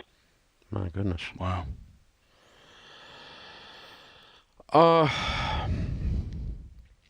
Okay, the baby steps are a process for prospering, building wealth, and so on. Right now, I can't breathe if I'm you, and I'm not worried about that. I want to get where I can breathe again first. Right. Okay, so are you working? Do you have a career? I did do a paper route for 9 years. And I got into it. I had quit doing that and started doing DoorDash full time, so that's what I do now. How long have you been doing that? I started doing it when it first came out, just like as a side hustle, but I've been doing it full time now since September when me and him got into it. Mm-hmm. Okay. It brings in, depending on how I work, like during his funeral and stuff like that, I didn't do too good, but usually it's anywhere between $8,000 to $1,000 a week.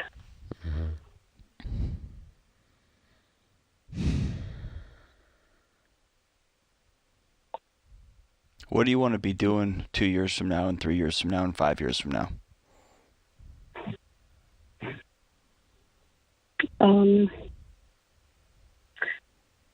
3 years from now, I would like to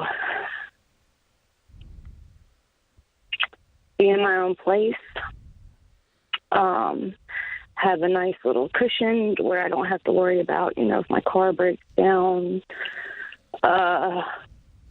breathing again, like Dave said. Yeah. And 5 years from now, I don't really know 5 years from now. Yeah. To be honest, I don't really know. Okay. Well, what I would concentrate on right now is the basic necessities of life. Food, shelter, clothing, transportation, utilities. And so that involves you getting your own place. I'm not in a huge rush on that, but you're door dashing and you're making between $40,000 and $50,000 a year. That's what you're telling me. Correct. Okay. Correct. And you should be able to run a budget on that. You said you're living with your brother, right? Correct. And what's he charging you rent? Anything? Nothing, actually. It's him, his wife, and 3 kids, 3 dogs. Was there any life insurance or any money that was left over? Okay. No life insurance. We only had our $1,000 in the bank and our paycheck that was coming that following week. Yeah, okay. Who paid for the funeral? It was collective, a whole bunch of different people in his family, and funeral wasn't... Everybody threw some money in a hat and we got it done. Okay. Pretty much. Mm-hmm. Yeah. All right. Well, baby girl, I'm sorry.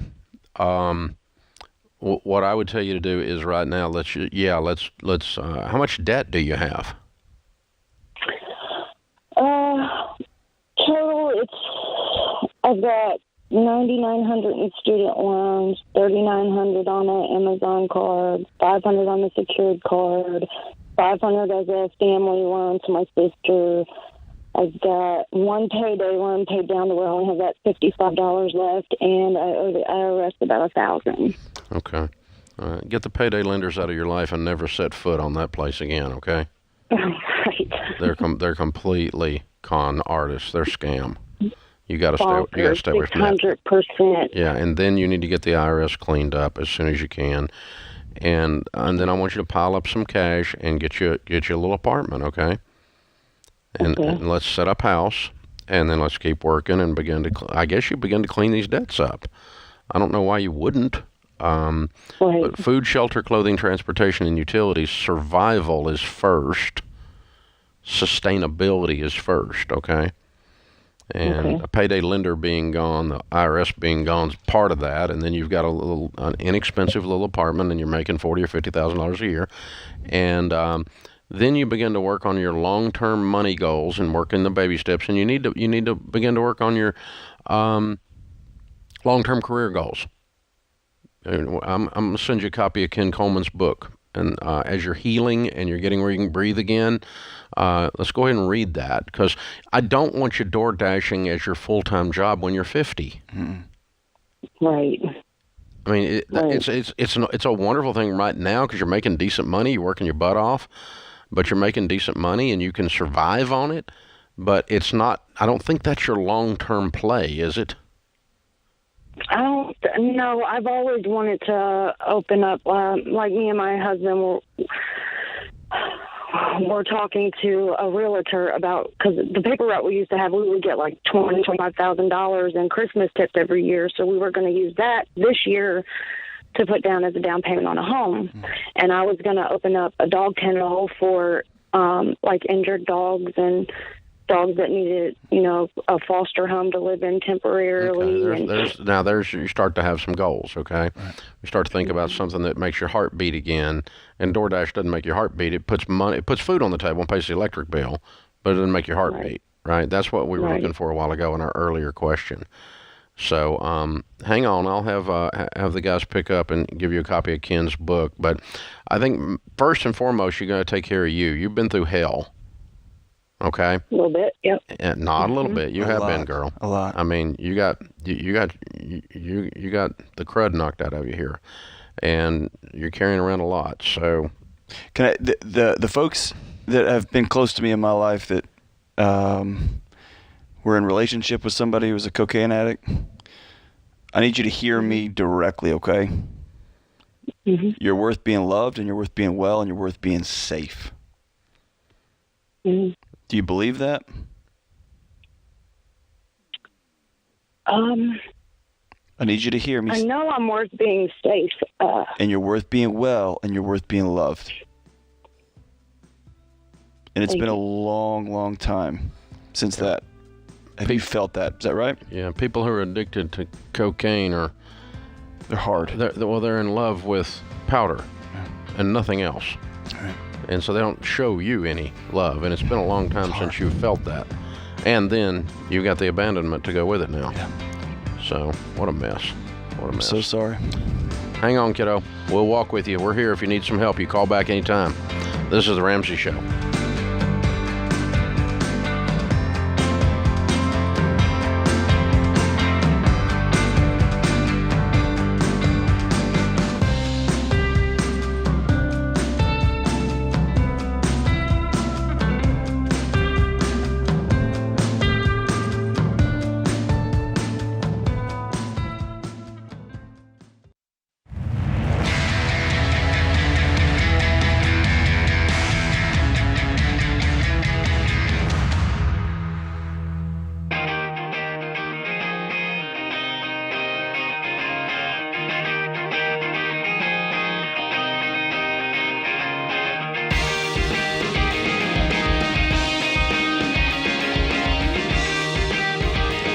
Dr. John Deloney, Ramsey Personality, is my co-host today. Steph is with us in Austin, Texas. Says on my screen, you are debt-free, sir. What's up? Hey, how's it going, Dave? Good, man. How much you pay off? $46,000. Cool. How long did this take? Total 16 months. Good. And your range of income during that time? It stemmed from, I believe it was like 65 up to about a little over 90. Good for you. What do you do for a living? Yeah, I'm a sorcerer or a recruiter for a tech company. I thought you said a sorcerer. I was like, sweet. What's the difference, I guess? It's like, man, we just stepped into Harry Potter world or something, man. A sorcerer. Okay. Yes, sir. Okay. And, John, I can't take you anywhere. I thought he said sorcerer. I know. I heard you say that. Yes. Yeah. Okay. So the $46,000 in debt. What kind of debt was that? Yeah, all of it, or not all of it, but most of it was my student loans. I believe $35,000 was in student loans, and then the rest was in my my vehicle. Cool. How old are you? 27 now? Yeah, 27. Yeah. Good. All right. So what happened 16 months ago that woke you up, plugged you into this Ramsey stuff? Yeah, COVID. Yeah, that's really what happened. Got scared straight, huh?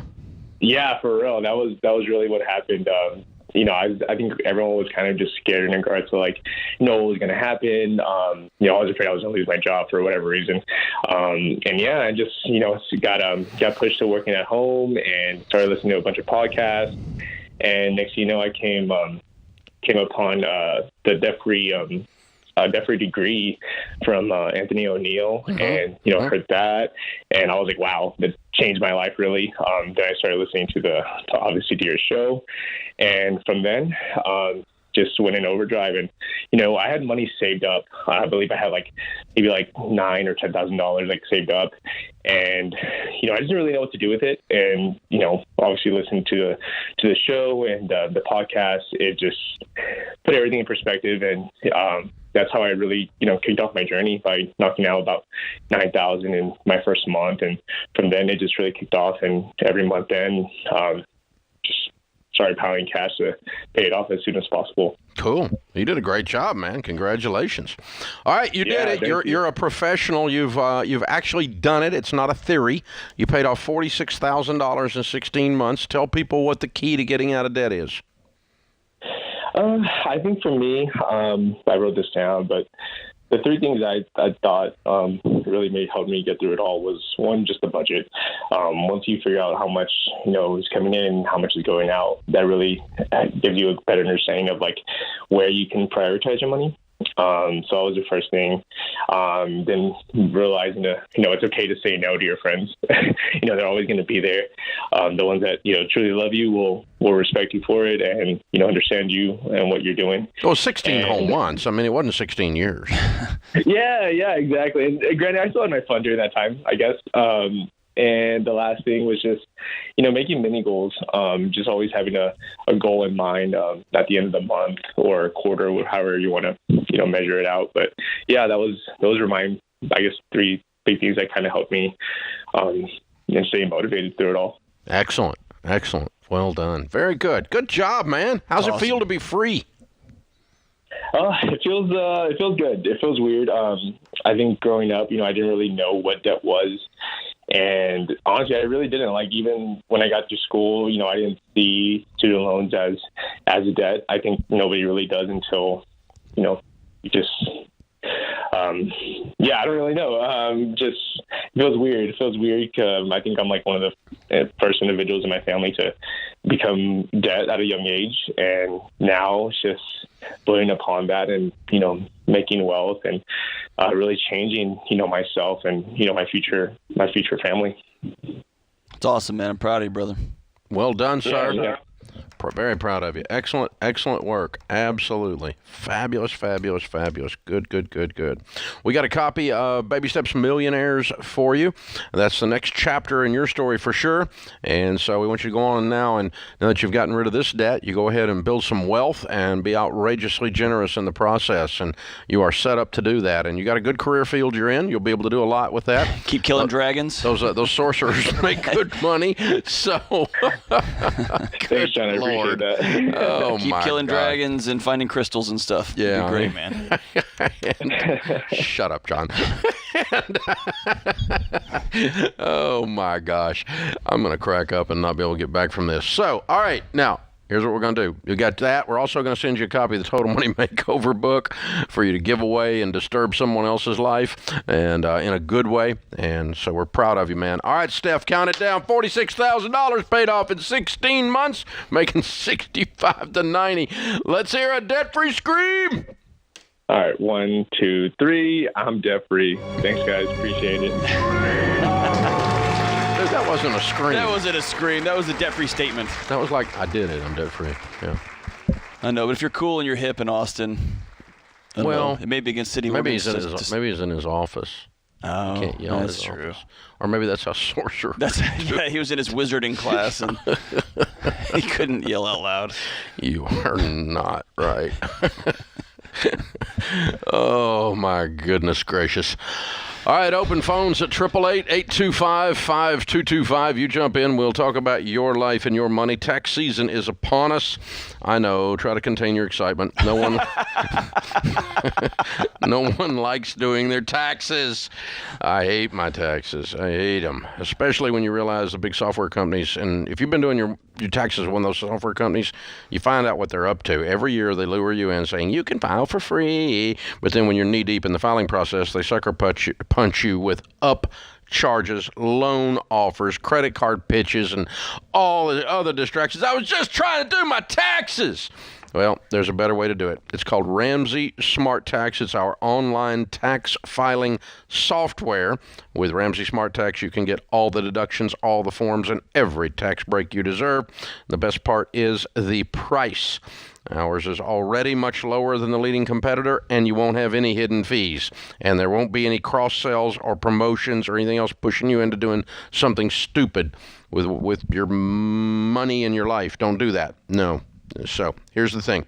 We have a promo code that'll make it free to file your federal taxes. Go to RamseySolutions.com/SmartTax to get the promo code and file without the surprises. RamseySolutions.com/SmartTax. And that will get you there without a doubt. So good stuff. So here's the thing.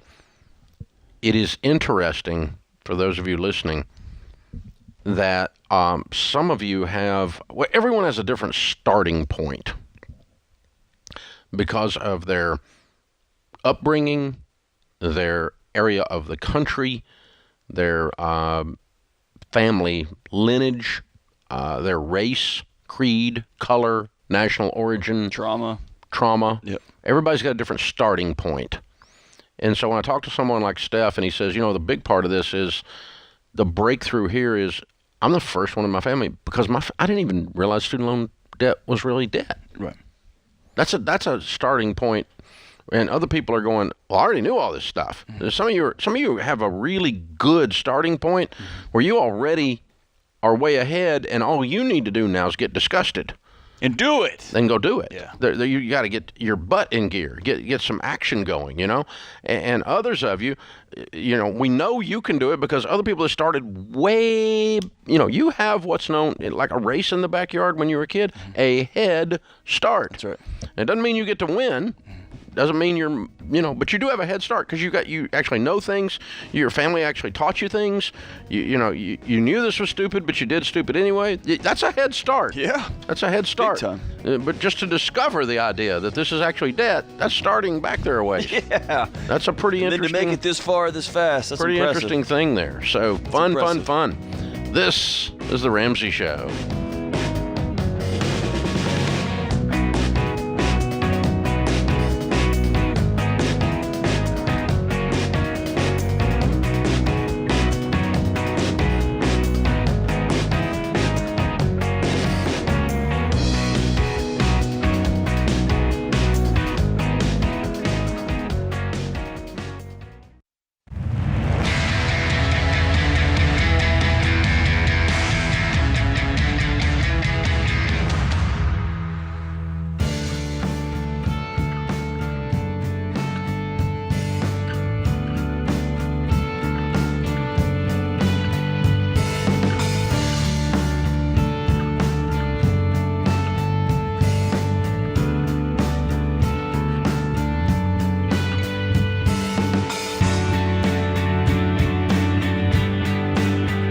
Our scripture of the day, Matthew 18:20, for where two or three are gathered in my name, there I am with them.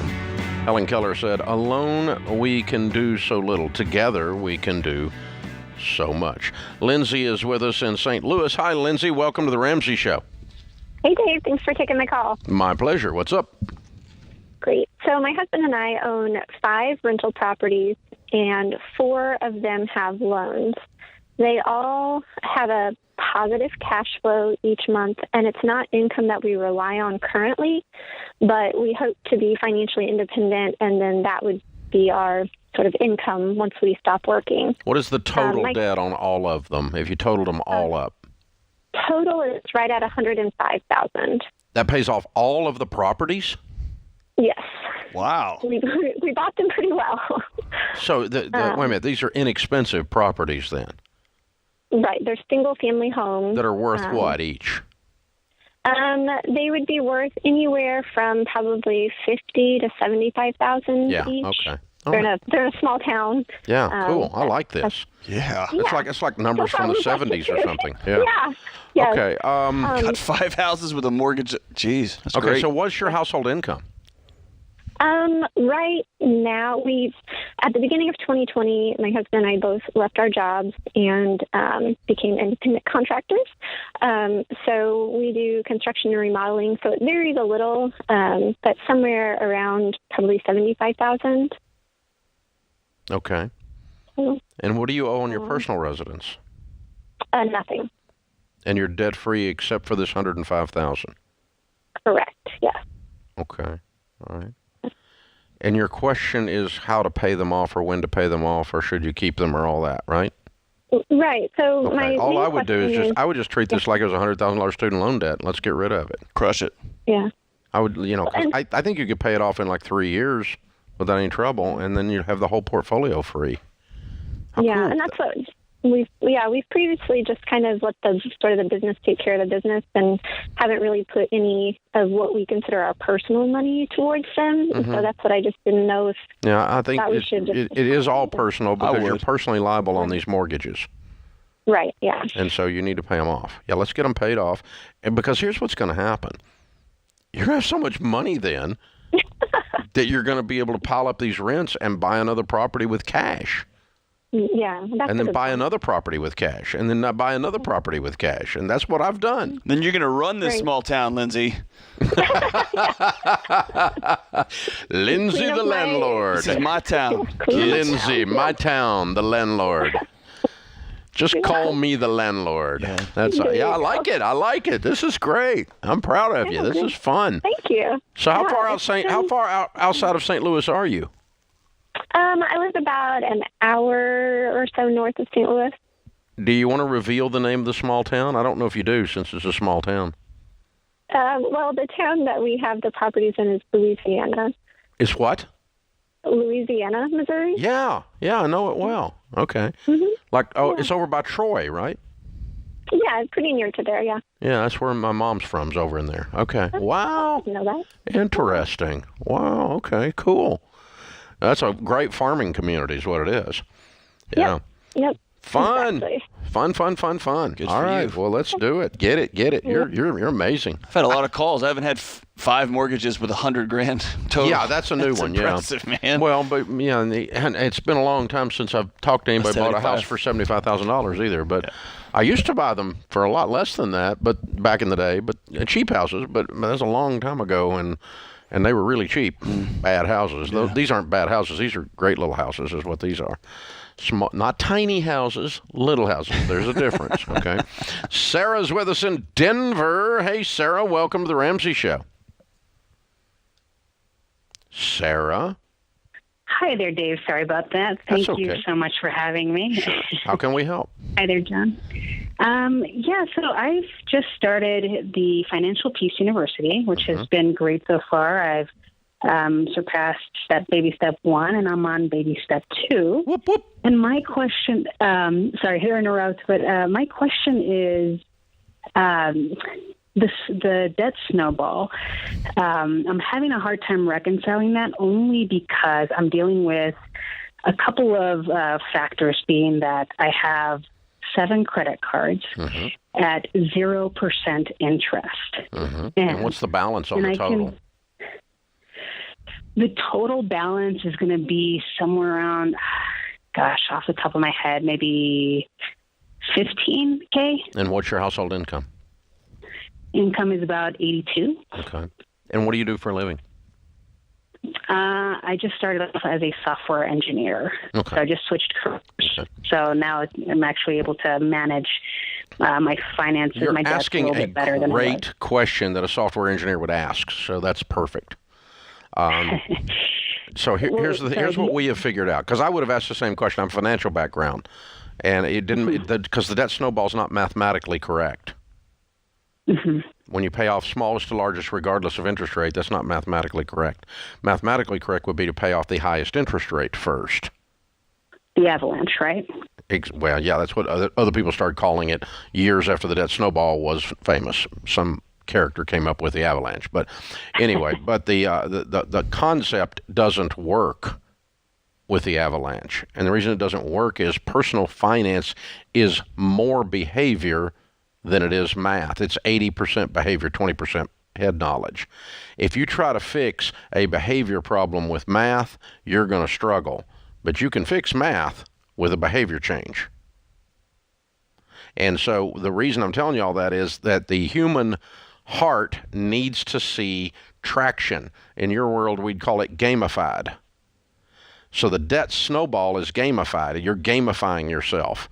When you pay off the little one, regardless of the interest rate, you have accomplished a tiny little portion, an incremental goal that gives you hope that this is actually going to freaking work. Then when you pay off the next one, you go a little bit more excitement. When you pay off the next one, you get a little bit more excitement. When you pay off about 4 or 5 of these things or 6 of these things, and this snowball starts to roll, regardless of the interest rates, you get so stinking excited and believing and hope-filled, and you get blinders on and you start sacrificing deeper, and your progress accelerates, and the probability of getting out of debt and the speed at which you get out of debt is even better with the debt snowball, even though it's mathematically incorrect. Mm-hmm. And there's been several studies actually done that prove that, by the way. Yeah, I mean, I think the biggest thing for me is that my student debt has been the absolute bane of my existence. Yeah, but you're going to get rid of it. You make plenty of money. It's going away. It's all going away. And I kind of want it hanging out there to just keep that fire going. I want you to stay pissed off at it, but just get really mad at this whole thing and go, all right, I'm sweeping these mosquitoes aside, these stupid little credit cards, so I can just draw back and punch this student loan in the nose, baby. I'm gonna smack it. It gets visceral. And when you can kind of get that stuff going, and instead of trying to mathematically analyze this, that's when you're going to have more success. And that's coming from a guy who's a math nerd. Mm-hmm. And your math got you 7 credit cards to begin with. 7. And student loans. You were trying to win the 0% game, and you lost. That's right. So one of the best predictors of future behavior is your past. Not always, but it's a good baseline. You've tried the math game and it hasn't worked. Ooh. So just try something different. Try ours. Try something different. Yeah. I mean, if a year from now you're worse off than you were, then change. And Ramsey was crazy. Yeah, there you go. You have to get in line on that one, but yes, you're right. You know what I mean? Like, I hear people at the beginning of the year calling my show about losing weight or fixing their marriage, and well, this year we're going to go back to our workout. Do something different. Yeah. It's not worked. Change the recipe. Different. That's right. I keep getting chocolate cake. I didn't want chocolate cake. Change the recipe. Change it, man. Change the recipe, man. Do something different. Do something different. Doing the same thing over and over and again. You can do it, Sarah. Do something different. Definition of insanity. John Deloney, thanks for hanging out. You're welcome, man. Guys in the booth, great job today. I am Dave Ramsey, your host. We'll be back with you before you know it. In the meantime, remember, there's ultimately only one way to financial peace, and that's to walk daily with the Prince of Peace, Christ Jesus.